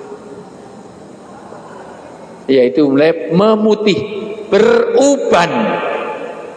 Maka di dalam Islam uban tidak boleh dicabuti. Kalau sudah mulai putih, tinggalkan dunia hitam, tinggalkan dugem. Tahu dugem? Dugem itu naik bajai, duduk gemetar. Kalau orang Jogja bilang, tutupen botolmu, tinggalkan mabuk-mabukan. Halo? Hai. Maka itu sudah tanda. Yang sudah putih-putih rambutnya udah dekat. Gak lama lagi, billahi taufik inali. Maka saatnya. Kata Nabi, 40 tahun. Ini banyak yang sudah masuk. 40 tahun ke atas, kalau kebaikannya nggak ditambah, kemaksiatannya nggak mau kurangi, nggak mau hijrah, sulit diharapkan dia selamat hidupnya dunia sampai akhirat. Saya mau tanya, siapa yang di sini usianya di bawah 40 tahun? Yang di bawah 40 tahun. Ini hanya 5 orang. Rata-rata yang lain dah dekat dengan pelamaran. Maka 40 tahun ini dalam surat Tuhan sampai dikatakan nanti dalam Al-Ahqaf juga sampaikan 40 tahun. Titik. Kenapa 40 tahun? Nanti rahasia life begins at 40. Kehidupan itu ditentukan di 40 tahun. Dan ternyata hanya 16 orang yang di bawah 16 itu. Tapi tidak jamin. Bisa saja dia duluan, kita belakangan. Atau bisa juga kita belakangan, yang muda duluan. Bisa juga. Bisa enggak? Bisa enggak yang muda duluan, yang tua belakangan? Bisa enggak? Bisa juga yang tua belakangan, yang muda duluan? Bisa enggak? Bisa. Karena kematian di tangan Allah. Maka 40 tahun. Kalau gitu disemir, malaikat tahu. Ini semiran apa enggak itu tahu. Yang kedua, kalau sudah dysfunction, tanda pertama kalau berbuah perubahan, yang kedua tidak berfungsi secara optimal organ tubuhnya, yaitu seluruh organ tubuh sudah mengalami dysfunction, menurun fungsi. Melihat tidak dengan jelas, mendengar tidak dengan terang, ingatan dah mulai lupa. Sekali lagi, kalau di Jogja itu hati-hati kalau kamu sudah kena penyakit 15B. B pertama beser-beser, dah kencing 2 kali, masalah. Silahkan buang. Nah itu udah dekat dengan kematian. Beser-beser. Yang kedua sudah mulai bingung, nggak tahu mana dagu, mana jidat. Bingung. Udah ini, bingung. B berikutnya mulai budek. Di seluruh dunia handphone tuh di sini untuk mikrofon, sini untuk speaker. Jadi pas. Sini ngomong, sini dengerin. Tapi banyak kan telepon, halo. Gimana? Lah itu udah dekat dengan kematian. Lebih parah ini, video call tapi ditempelkan kuping. Oh, halo, mama gimana mama ini? Mama gimana ini? Oh gelap nih. Ini aku di luar. Lah kok gelap? Nempel kuping. Kacau, sudah kacau. Mulai. B berikutnya sudah mulai bau balsem, PPO, remason, miakrotnya. B berikutnya suami istri tidur tidak berhadap-hadapan. Suami nyusul tidur malah diusir. Lana tidur luar sana, batuk mulu. Yang tertawa sudah mengalami. Pilih meluk guling daripada ini. B berikutnya sudah mulai blabur burem buta. Punya handphone fontnya 35. Jadi dari sana aja kelihatan mana.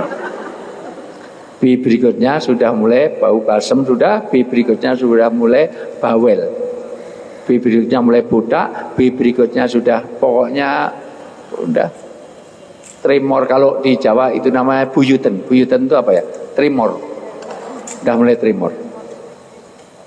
Ini anaknya mainan kabel, ini ular apa belut, ini kabel udah dekat. Dan BB yang lain sudah mulai bau balsem, sudah bau bonda, sudah untuk batuk. Luar mana? Ada beser-beser batuk-batuk yang lain. Terakhir Israel dekat dengan kalau yang terakhir kalau udah mulai membungkuk. Manusia itu dari tanah, makanan dari tanah, kecenderungannya ke tanah akan kembali ke tanah. Karena tanah ingin menarik kembali apapun yang diberikan. Tanah ngasih buah, buah jatuhnya kemana? Ke tanah. Debu pun terbang, jatuhnya kemana? Ke tanah. Air diuapkan, begitu hujan, jatuhnya kemana? Ke tanah. Maka lihat orang ngantuk, selalu menuju ke tanah. Ke depan, ke samping, atau juga. Nggak ada orang ngantuk lonjak-lonjak. Dia ngantuk luar biasa. Karena sudah ada beberapa yang nunduk, tak pikir berdoa atau berzikir. Ternyata memproduksi aqua. Jangan saya pisang keluduk dimakan ular. Orang kalau udah ngantuk produksi jijik malah. Setiap orang hidup pasti akan mati. Maka Rasulullah menasihati Abu Dar radhiyallahu anhu. Ya Abu Dar, pertama isma sita fa innaka mayyitun. Dibaca aja nasihat Rasulullah pada. Karena hidup itu 2 kali, mati itu 2 kali. Bu. Orang itu dulu mati, betul nggak Bu? Terus dihidupkan di alam kandungan. Habis hidup terus mati. Habis mati terus hidup. Karena hidup 2 kali, mati 2 kali, kata hidup sama dengan kata mati, maka persiapan untuk hidup dan mati harus berimbang. Persiapan hidup yang pertama harus berimbang dengan persiapan hidup yang kedua.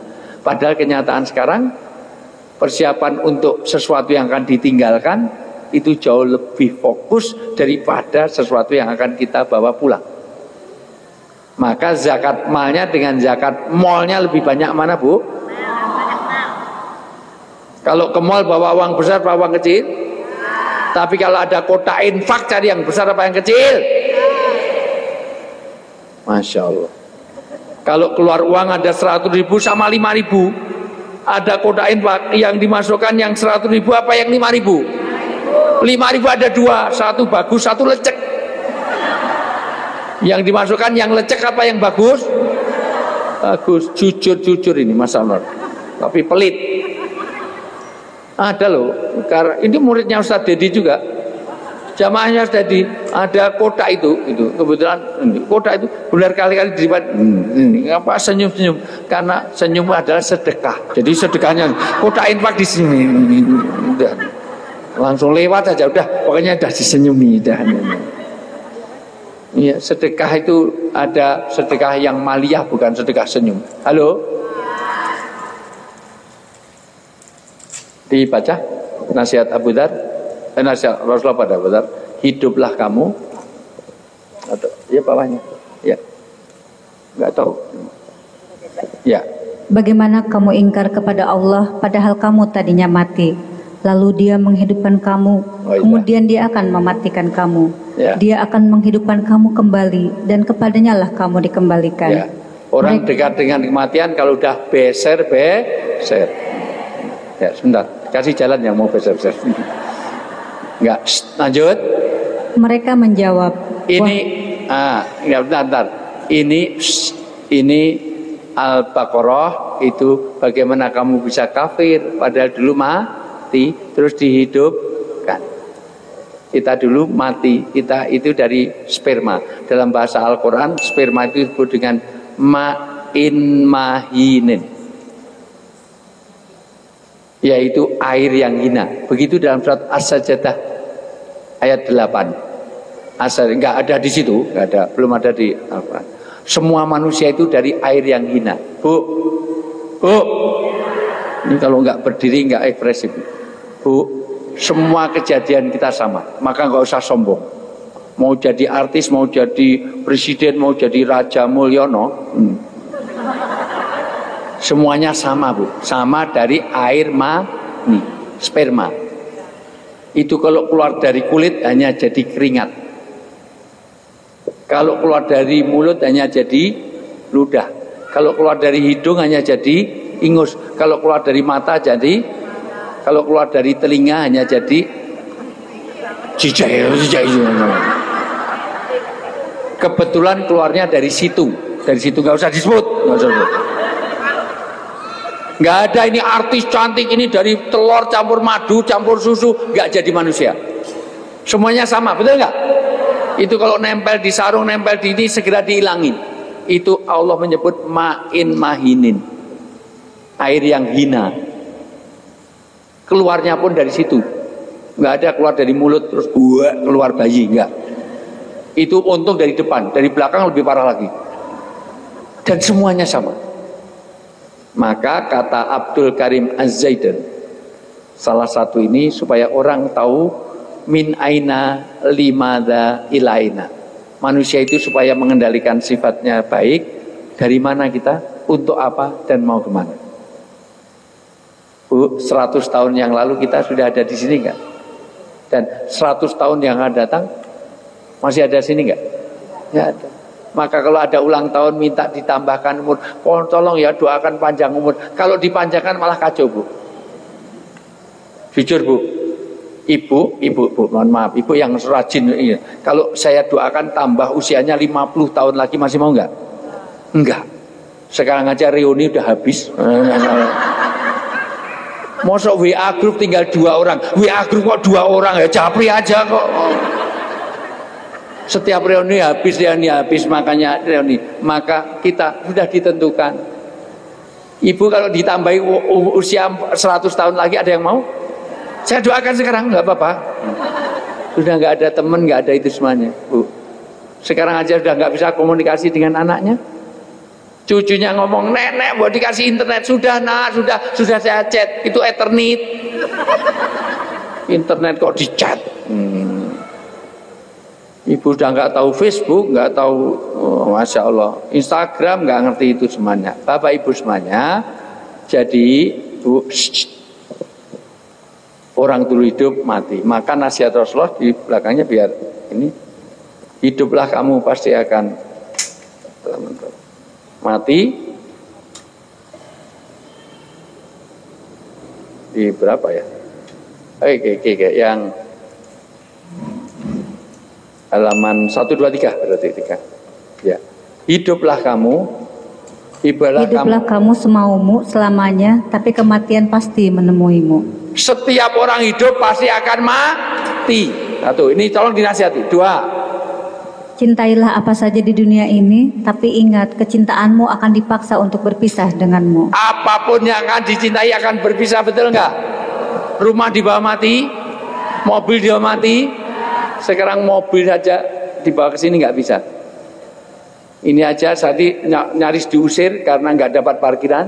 Untung setor nama saya. Oh Pak Ustadz, kalau nggak dapat parkir nggak jadi ngisi aja, udah pergi saja.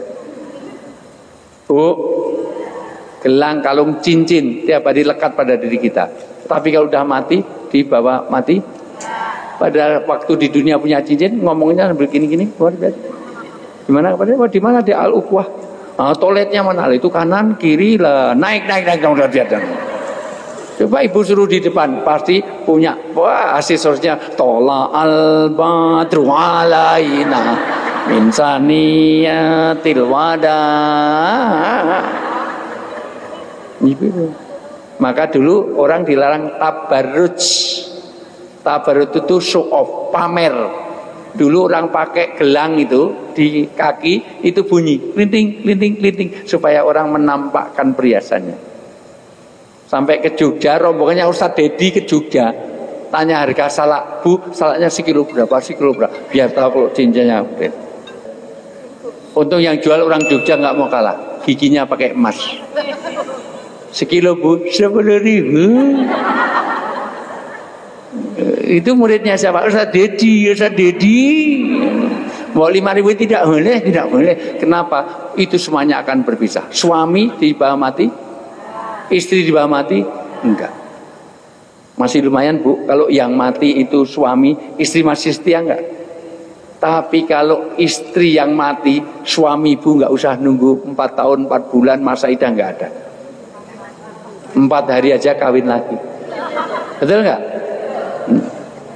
Sampai mertuanya bilang buat tunggu toh nak, sampai kuburannya kering, langsung ke toko elektronik beli hair dryer. Apa biar cepat kering. Kalau perlu dikipasi. Karena saya juga begitu. Seandainya istri saya mati, saya juga akan kawin lagi. Ngapain hidup sendiri? Meskipun saya juga fair. Kalau saya yang mati duluan, kamu boleh kawin lagi. Syaratnya cuma 1.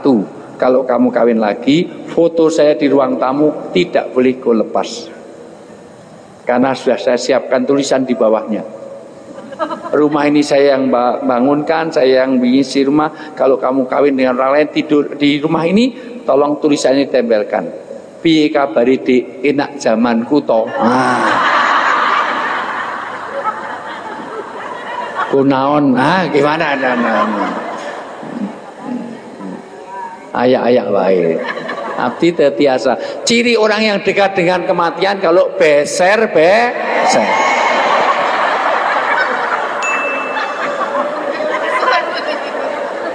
Halo, udah diselesaikan dulu sekalian. Yang ketiga. Jadi hidup pasti akan mati. Yang dicintai pasti akan berpisah. Yang ketiga, kata Nabi. Berbuatlah semaumu, tapi ingat dalam setiap tindakan akan dimintai pertanggungjawaban. Kul innal mautal ladzi tafirruna minhu fa innahu mulaqikum. Sumaturradduna ila alim ghaibi wasyahadati fayunabbiukum bima kuntum ta'malun. Ini kok enggak nyambung semuanya sih ayat ini? Kul huwallahu, Allahumma barik lana fima bismika Allahumma ahya. Masya Allah. Kamu boleh hidup, tapi hidup pasti akan mati. Kamu cintai apa saja pasti akan berpisah. amal apa saja, summalatus alunna yaumaidin aninaim, semua dimintai pertanggungjawaban. Dalam hal itulah bukan kapan kita mati, tapi apa yang kita siapkan untuk kematian. Poinnya, Bu, yang kita permasalahkan hari ini bukan kapan untuk melamarnya, tapi apa persiapan ketika kita dilamar. Maka jadilah al-kayis atau al-mikyas, orang yang cerdas. Orang yang cerdas bukan orang profesor, doktor, bukan. Orang cerdas adalah jamaah muslimah billah movement. Ini yang hadir di depan saya ini orang cerdas. Orang yang zikrul maut dan istiqdad untuknya. Orang yang ingat mati dan menyiapkan tentang kematian. Persiapan kematian bukan kuburan yang mahal di San Diego Hill. Sekarang 1,5 miliar. Kuburan di San Diego Hill ini itu yang depan itu 1,5 miliar kuburan. Karena di bawahnya ada wifi-nya, ada kolam renangnya, ada AC, ada di bawahnya senaman. Enggak tahu, bintang 7, kayak fasilitas hotel bintang 7. Itu ada pelayannya, ada segala macam. 1,5 miliar untuk kuburan. Persiapan kematian bukan itu. Maka hari ini kita nyiapkan. Ini nanti kenapa harus kita siapkan, dibaca supaya kita halaman terakhir aja.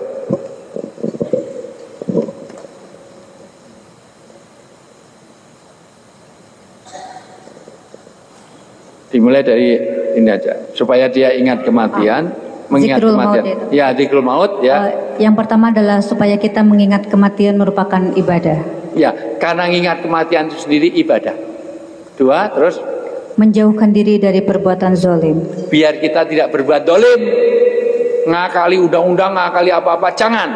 Karena nanti ada pertanggung jawab. 3, memperbaiki kualitas kehidupan. Supaya kualitas kehidupan kita diperbaiki. Bu, kita nggak lama lagi, Bu.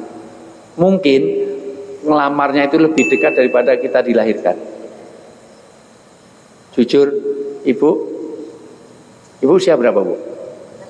82. Insya Allah 82 tahun lagi masih ada di sini nggak kira-kira? Nggak ada.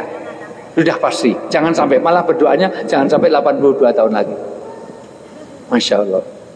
Mudah-mudahan tulul umur wa hasuna amalu. Allah panjangkan usia dan perbanyak amal-amal kebaikannya. Masya Allah, luar biasa. 82, loh. Nggak usah senyum. Kamu, Masya Allah, kalau dia pernah muda, tapi yang muda belum tentu sampai 82. Apalagi ini kelihatannya nggak sampai situ. Paling hanya sebentar lagi ini, Masya Allah biasa. Rasulullah itu usianya hanya berapa? Siapa bilang 63? 63 tahun itu hitungan Hijriah, Komariah. Kalau hitungannya Samsiah hanya 60 tahun. Rasulullah itu hanya 60 tahun. 60 tahun. Ada teteh berapa? Ya, sekarang usia berapa? 44. Jadi nunggu 14 tahun lagi. 16 tahun.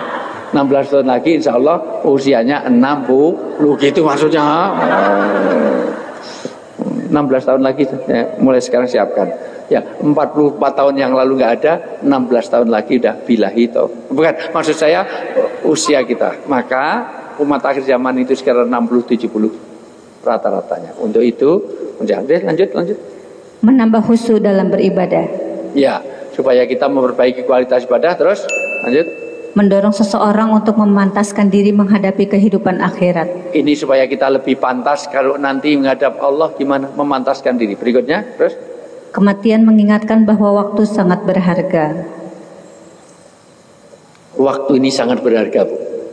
Masa penantian kita itu lebih dekat daripada kelahiran kita. Udah diteruskan sampai akhir. Udah gitu aja. Udah capek saya. Udah 2 jam setengah ini, Masya Allah.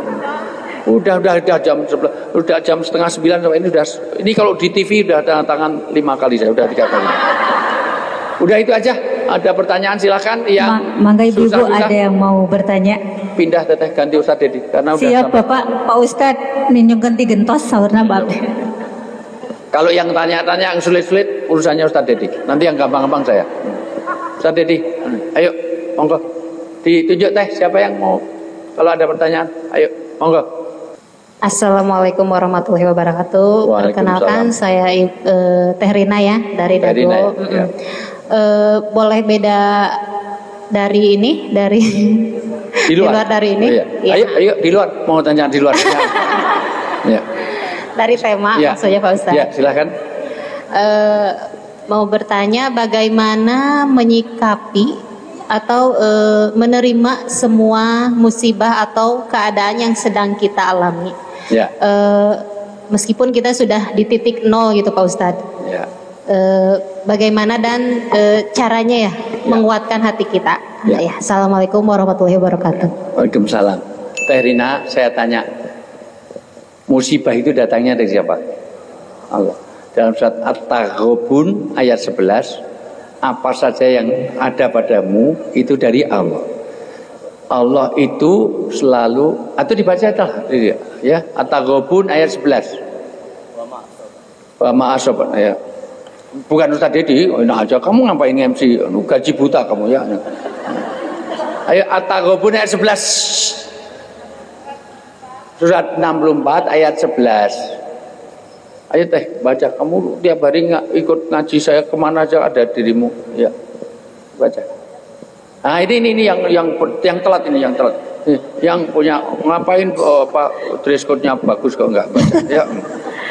Tidak ada kesusahan atau bala bencana yang menimpa seseorang melainkan dengan izin Allah. Ya. Dan siapa yang beriman kepada Allah, Allah akan memimpin hatinya untuk menerima apa yang telah berlaku itu dengan tenang dan sabar. Dan ingatlah, Allah Maha mengetahui akan tiap-tiap sesuatu. Jadi kalau Anda Bu Teh Rina, Anda dikasih musibah, jangan Anda lihat musibahnya. Karena itu dari Allah, Allah memberi yang terbaik. Kalau Anda tahu bahwa dengan musibah musibah itu nanti ada 14, tapi nggak saya terangkan semua. Musibah itu menjadi pembelajaran bagi kita. Musibah itu kalau kita bersikapi bisa menggugurkan dosa. Itu tanda cintanya Allah. Idza ahabballahu qauman ibtalahum. Tanda orang dapat dicintai Allah itu diberi musibah. Saya tanya, surga yang paling tinggi itu miliknya siapa? Besok yang surga yang paling tinggi itu ditempati siapa? Rasulullah. Kenapa? Karena cobaannya paling banyak. Maka mesti tahu baik apa jelek. Baik apa jelek? Baik. Tapi nggak usah berdoa, ya Allah berilah musibah saya. Beliau nggak usah. Kata kuncinya, kalau ada hujan deras, ini setor hafalan. Itu yang ngajari saya ini Ustadz Dedi.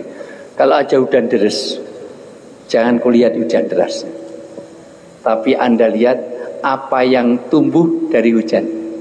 Bayangkan kalau nggak ada hujan, ini Pantura banyak kekeringan, luar biasa. Di sini sampai banjir. Tapi kalau lihat banjirnya, tapi tidak ada kehidupan kalau nggak ada hujan, betul nggak? Kita makan buah kalau ada, tapi ini belum ada. Misalnya buah ini ada nanti loh ya, nanti kalau ada. Buah itu ada karena hujan. Maka Anda lihat seperti itu. Jadi semuanya menjadi baik. Ajib, sangat ajaib, sangat menakjubkan bagi orang beriman. Jadi musibah itu sebetulnya itu baik bagi kita, bagi orang mukmin, kalau disikapi dengan sabar. Meskipun nanti satu jangan mengeluh. Satu jangan mengeluh, kedua dengan sabar, ketiga dengan tabah. Sabar dengan tabah beda, tiga bersyukur. Itu tingkatan Ibnul Qayyim. Terhadap musibah, satu tidak boleh mengeluh. Dua orang beriman nggak boleh, dua sabar. Sabar ditingkatkan dengan tahammul atau dengan tabah. Tabah tidak cukup, disyukuri. Karena yang Allah berikan jauh lebih banyak daripada yang Allah timpakan. Halo? Halo, Ibu kalau tahu hadiahnya dengan penderitaan, penderitaan kita itu nggak sebanding dengan hadiah yang Allah berikan. Betul nggak? Udah, selebihnya karena ini saya dapatnya dari Ustadz Dedi, selebihnya Ustadz Dedi yang jawab.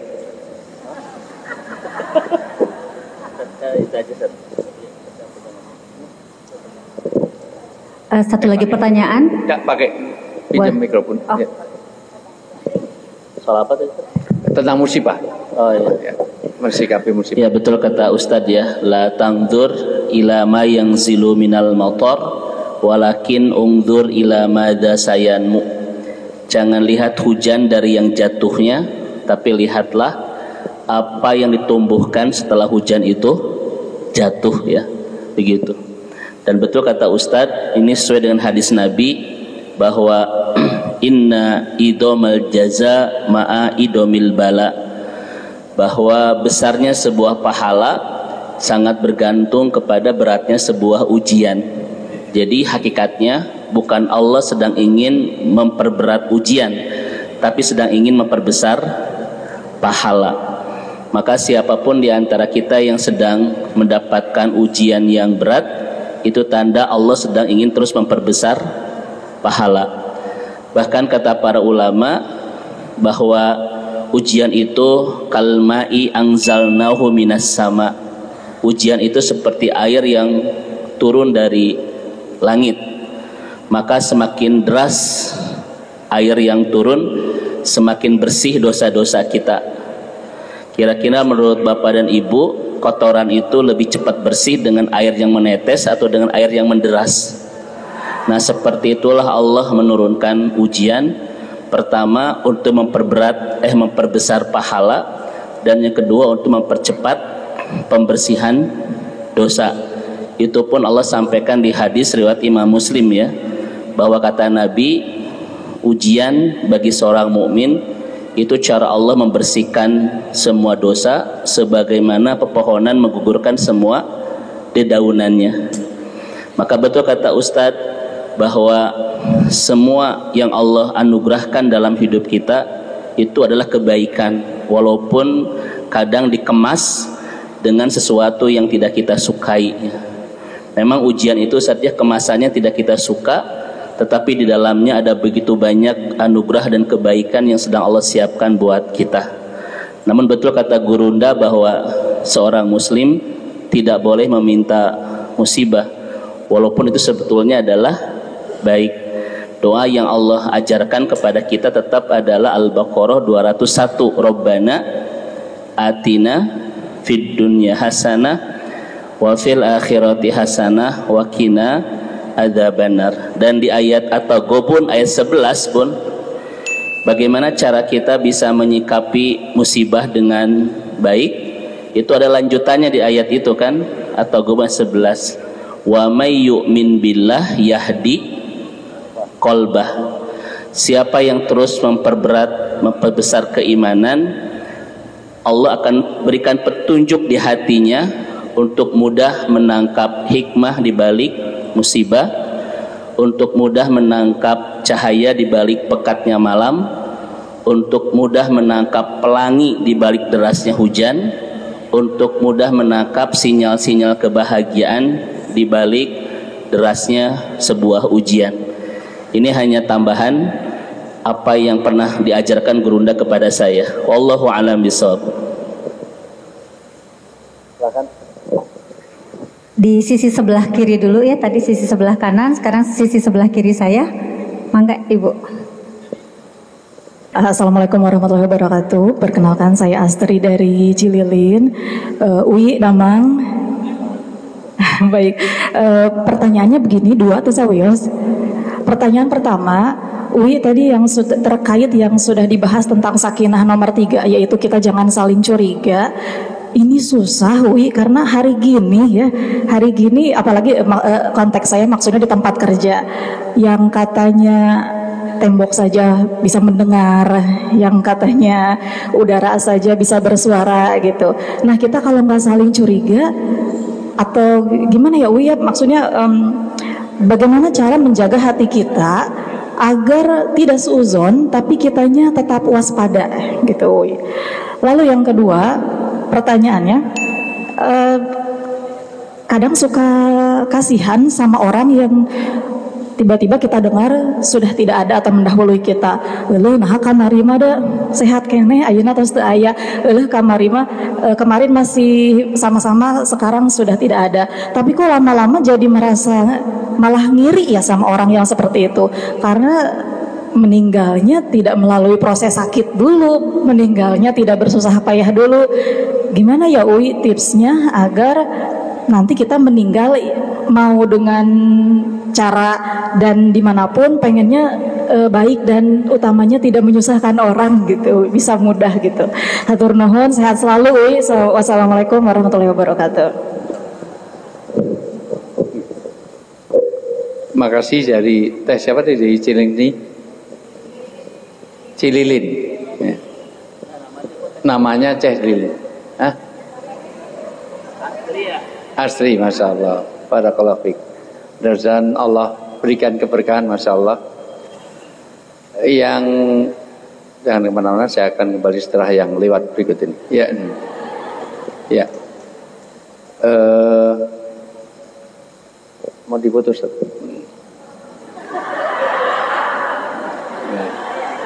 Ya.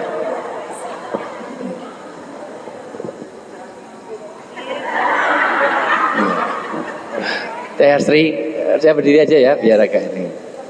Kuncinya Allah menyebut ada banyak hal. Ini kan masalah pernikahan. Pertama, bermula dari nikah itu ibadah. Ibadah tawilah. Maka karena ibadah ada syarat, rukun segala macam kan. Halo, bisa dipahami nggak? Nikah itu bukan transaksional. Karena kalau hanya transaksional, rugi punya pasangan tuh rugi. Mending jajan aja nggak usah tanggung jawab, betul nggak? Variasi bisa segala macam. Satu, dua. Nikahi suami bukan karena harta, betul nggak? Karena kalau ada harta, ada uang abang disayang, nggak ada uang abang denda. Nah, pelakunya ada di sini. Nikahi istri bukan karena wajah, betul nggak? Karena kalau hanya karena wajah, pasti ada distorsi. Sekarang imut-imut sebentar lagi, ya udah tahu sendiri. Maka kalau hanya karena wajah, saya sarankan nikah itu cari yang jelek. Insya Allah lebih kekeh, lebih awet, lebih istiqomah. Pasangan kok jelek itu sampai tua pun tetap jelek. Sudah mati pun tetap jelek. Kalau ganteng nggak lama, cantik nggak lama, betul nggak? Sehandsome apapun orang nanti akan ada distorsi, betul nggak? Nah, maka ini kuncinya. Tapi ini gimana ya? Bahasnya harus panjang. Maka suami istri itu hunna libasul lakum wa antum libasul lahunna. Ibu tahu libas? Libas itu apa? Libas itu apa? Pakaian. Kenapa indah sekali? Indah, benar kan? Ini biasanya kalau sudah bicara ini saya misalnya 4 kali pertemuan bicara tentang pernikahan ini. Ini karena satu ayat aja kita berkait-kait, betul berkait. Gini. Kenapa suami disebut pakaian? Pakaian itu yang paling tahu tentang diri kita. Pakaian yang saya pakai itu tahu ada cacat di mana, ada tembong di mana, ada segala macam, ada apa tai lalat di mana, tai kerbau, tai apa macam-macam ada. Betul nggak? Maka yang tahu rahasia suami siapa? Istri. Yang tahu rahasia istri siapa? Suami. Maka disebut libasun. Maka fungsi menjaga kerahasiaan itu penting.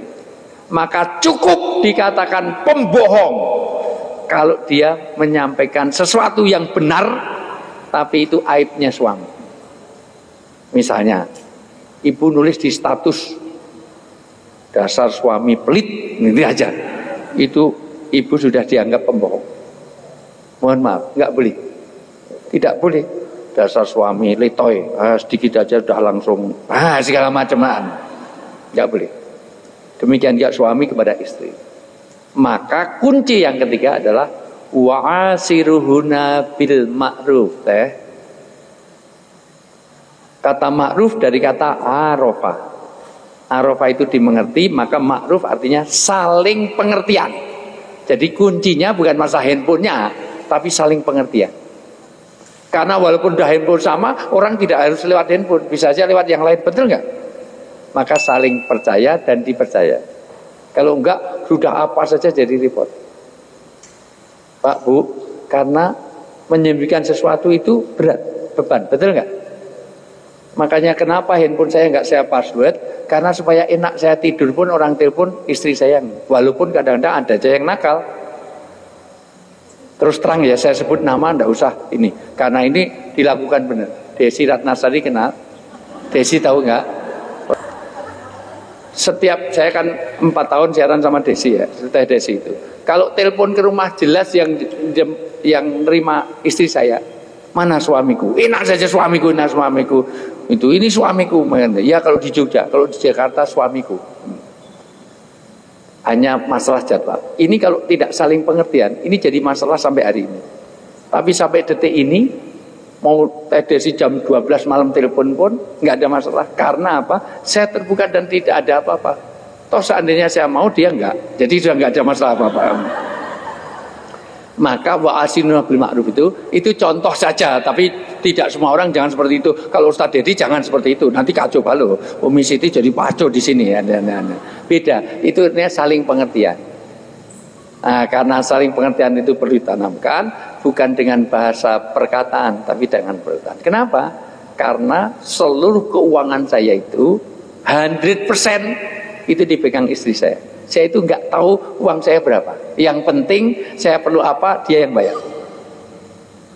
Saya pengen mobil, udah kamu yang bayar. Hobi saya tinggal mobil. Karena mau senangan yang lain nggak boleh sama istri, ya sudah, itu aja. Saya pengen ganti mobil, udah nanti bayar. Ada, ya boleh nanti semuanya. Tapi jangan semua suami seperti itu. Karena beda kan. Karena kalau suami kayak punya istri yang ini nggak cocok, itu ini tipe yang gajinya 10 koma. Setiap tanggal 10 sudah mulai koma. Karena kalau ini tipe-tipe pemboros, tipe-tipe semuanya, maka itu namanya saling pengertian. Lah kuncinya supaya tidak ini adalah wa'asiruna bil ma'ruf. Itu di tema berikutnya kok ini temanya kok jadi melebar ke jauh sama. Itu yang pertama. Yang kedua Ustaz Dedi yang jawab.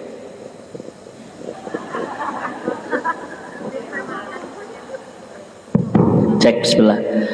Jadi kalau mengambil ilmu dari Dr. Akrom Ridho ya, cara mengantisipasi sakwa sangka, kecurigaan, don ya Ustaz ya. Itu rumusnya adalah musyarahah ya. Musyarahah itu keterbukaan ya Bu. Karena biasanya datangnya don, datangnya sakwa sangka, datangnya apa tadi curiga, itu pertanda macet sebuah keterbukaan. Dan keterbukaan bisa kita lakukan dengan banyak ngobrol ya Bu. Apalagi kata para sosiolog, dan guru kita ini juga adalah doktor sosiolog, psikologi ya Tad, bahwa cara untuk musyawarah terbaik itu adalah ngobrol Bu. Apalagi 70% memang isi rumah tangga itu adalah ngobrol ya. Obrolan yang tidak penting dalam rumah tangga itu menjadi penting untuk menghilangkan apa tadi? Zon dan lain sebagainya. Semakin tidak sehat komunikasi, semakin tidak terbuka, itu biasanya bermunculan sakwa sangka. Karena zon di dalam kajian Al-Quran itu muncul ketika tidak ada tabayun ya, tidak ada keterbukaan dan lain sebagainya. Maka betul kata Ustaz tadi terapinya ya, sebagaimana yang disampaikan terkait HP tidak boleh apa tadi Ustaz? Dan lain-lain lah, itu nanti Ustadz yang sudah menjelaskan ya. Pokoknya harus sorohah, dan sorohah ini memang bisa dilihat dari sehat dan lancarnya komunikasi di antara baina zaujain, di antara dua pasangan. Taib. Saya diamanahi oleh Ustadz untuk menjawab pertanyaan yang kedua ya Bu Asri ya. Taib. Terkait dengan sakaratul maut, itu tidak menjadi tanda seseorang itu su'ul khotimah atau husnul khotimah. Tidak ada. Oh dia mah husnul khotimah kenapa misalnya tidak sakit dulu, atau oh dia mah su'ul khotimah kenapa sebelum meninggal sakitnya keras, itu tidak bisa.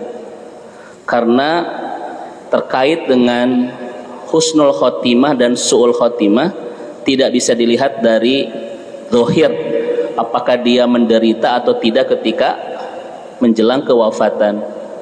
kalaulah orang yang sakit berat itu tanda su'ul khotimah, berarti Rasulullah itu su'ul khotimah. Karena Rasul itu sebelum meninggal merasakan sakit kepala yang sangat berat sekali, sampai meminta kepada Aisyah untuk dipakaikan, kalau bahasa kita mah apa, kain dibasahi air itu Bu, apa namanya, kompres itu.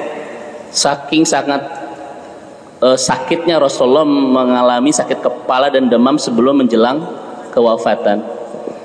Maka kata Dr. Al-Araifi, saya memang kebetulan sedang fokus membedah ini ya, tentang hari wisata kampung akhirat. Ternyata sakaratul maut itu tidak bisa dijelaskan husnul dan husnul khotimah dan sul khotimah ketika mendapatkan sakaratul maut berat atau ringan. Bahkan boleh jadi ketika dia mendapatkan sakit sebelum meninggal, itu cara Allah membersihkan semua dosa-dosanya sebelum dia berpulang gitu. Karena banyak juga orang-orang yang kafir, orang-orang yang tidak percaya Allah dan maksiat dalam kehidupannya, ternyata mengalami kewafatan yang lancar, ya kan? Maka ulama sepakat, jumhur ulama sepakat bahwa sakaratul maut, sakit dan tidaknya, itu tidak bisa membuktikan bahwa dia itu husnul khotimah atau su'ul khotimah. Betapa banyak orang-orang soleh yang meninggal dalam keadaan sebelum sakit yang sangat berat sekali. Sebaliknya banyak juga yang dia itu maksiat kepada Allah, bahkan tidak beriman, ketika meninggal dalam keadaan seakan-akan tanda kutip mudah ya. Semua berpulang kepada, itu memang rahasia Allah. Nah, caranya bagaimana? Saya tanya kepada Bapak Ibu di sini, kita bisa nggak merencanakan kematian kita? Bisa Bu, sangat bisa sekali. Karena teorinya, sebagaimana kita menjalani kehidupan, seperti itulah kita merencanakan kematian.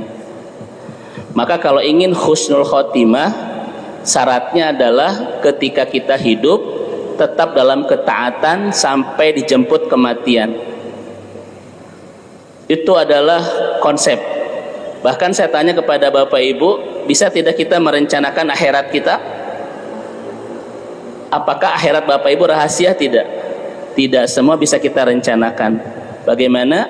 Sebagaimana kita menjalani kehidupan di dunia, seperti itulah cara kita merencanakan kehidupan kelak di akhirat. Maka kalau ingin husnul khotimah berasri ya, caranya adalah kita istiqomah dalam ketaatan sampai datang kematian. Ini adalah saya setoran hafalan dari guru tercinta ya. Wallahu a'lam bishawab. Udah, saya ini nanti habis zuhur ada kajian lagi Bu. Padahal saya perlu makan, perlu sholat juga kan Bu. Jadi ini satu. Kedua, ini strategi marketing. Kalau semua saya sampaikan, hafalan saya dari Ustadz Dedi sudah habis. Karena itu materi, semuanya itu materi dari Ustadz Dedi. Saya bukan ulang. Jadi saya hanya setor hafalan saja. Ketiga, biar saya nanti diundang sini lagi supaya nanti per tema itu tadi ya, itu sengaja. Itu dulu aja ya. Masih ada lagi? Tidak ada. Baik, kalau tidak ada saya rasa saja. Sini masih ada tanya? Nggak ada. Baik, kalau nggak ada tuh. Ya, saya rasa itu saja. Nggak apa-apa, itu insya Allah kan ini bukan yang terakhir ya Ustaz. Nanti kita per tema dan ini ya. Insya Allah rutin 2 tahun sekali apa 3 tahun sekali ya boleh juga. Kurang lebihnya mohon maaf, saya terima kasih. Saya suka canda-canda Bu, jangan dimasukkan di hati. Ini pola komunikasi saya. Yang sering ketemu saya pasti hafal. Kalau yang disebut nggak bening itu nggak usah baper. Ya, memang kadang-kadang kenyataan itu pahit dirasakan. Mohon maaf ya Bu, mohon maaf Bu. Saya katakan, Ibu walaupun tua tapi nggak kelihatan muda deh, luar biasa. Baik, kurang lebihnya mohon maaf. Waalaikumsalam. Assalamualaikum warahmatullahi wabarakatuh. Inilah yang dapat kami sampaikan. Mohon maaf bila ada kurang dan lebihnya, dan mudah-mudahan ini bermanfaat. Assalamualaikum warahmatullahi wabarakatuh.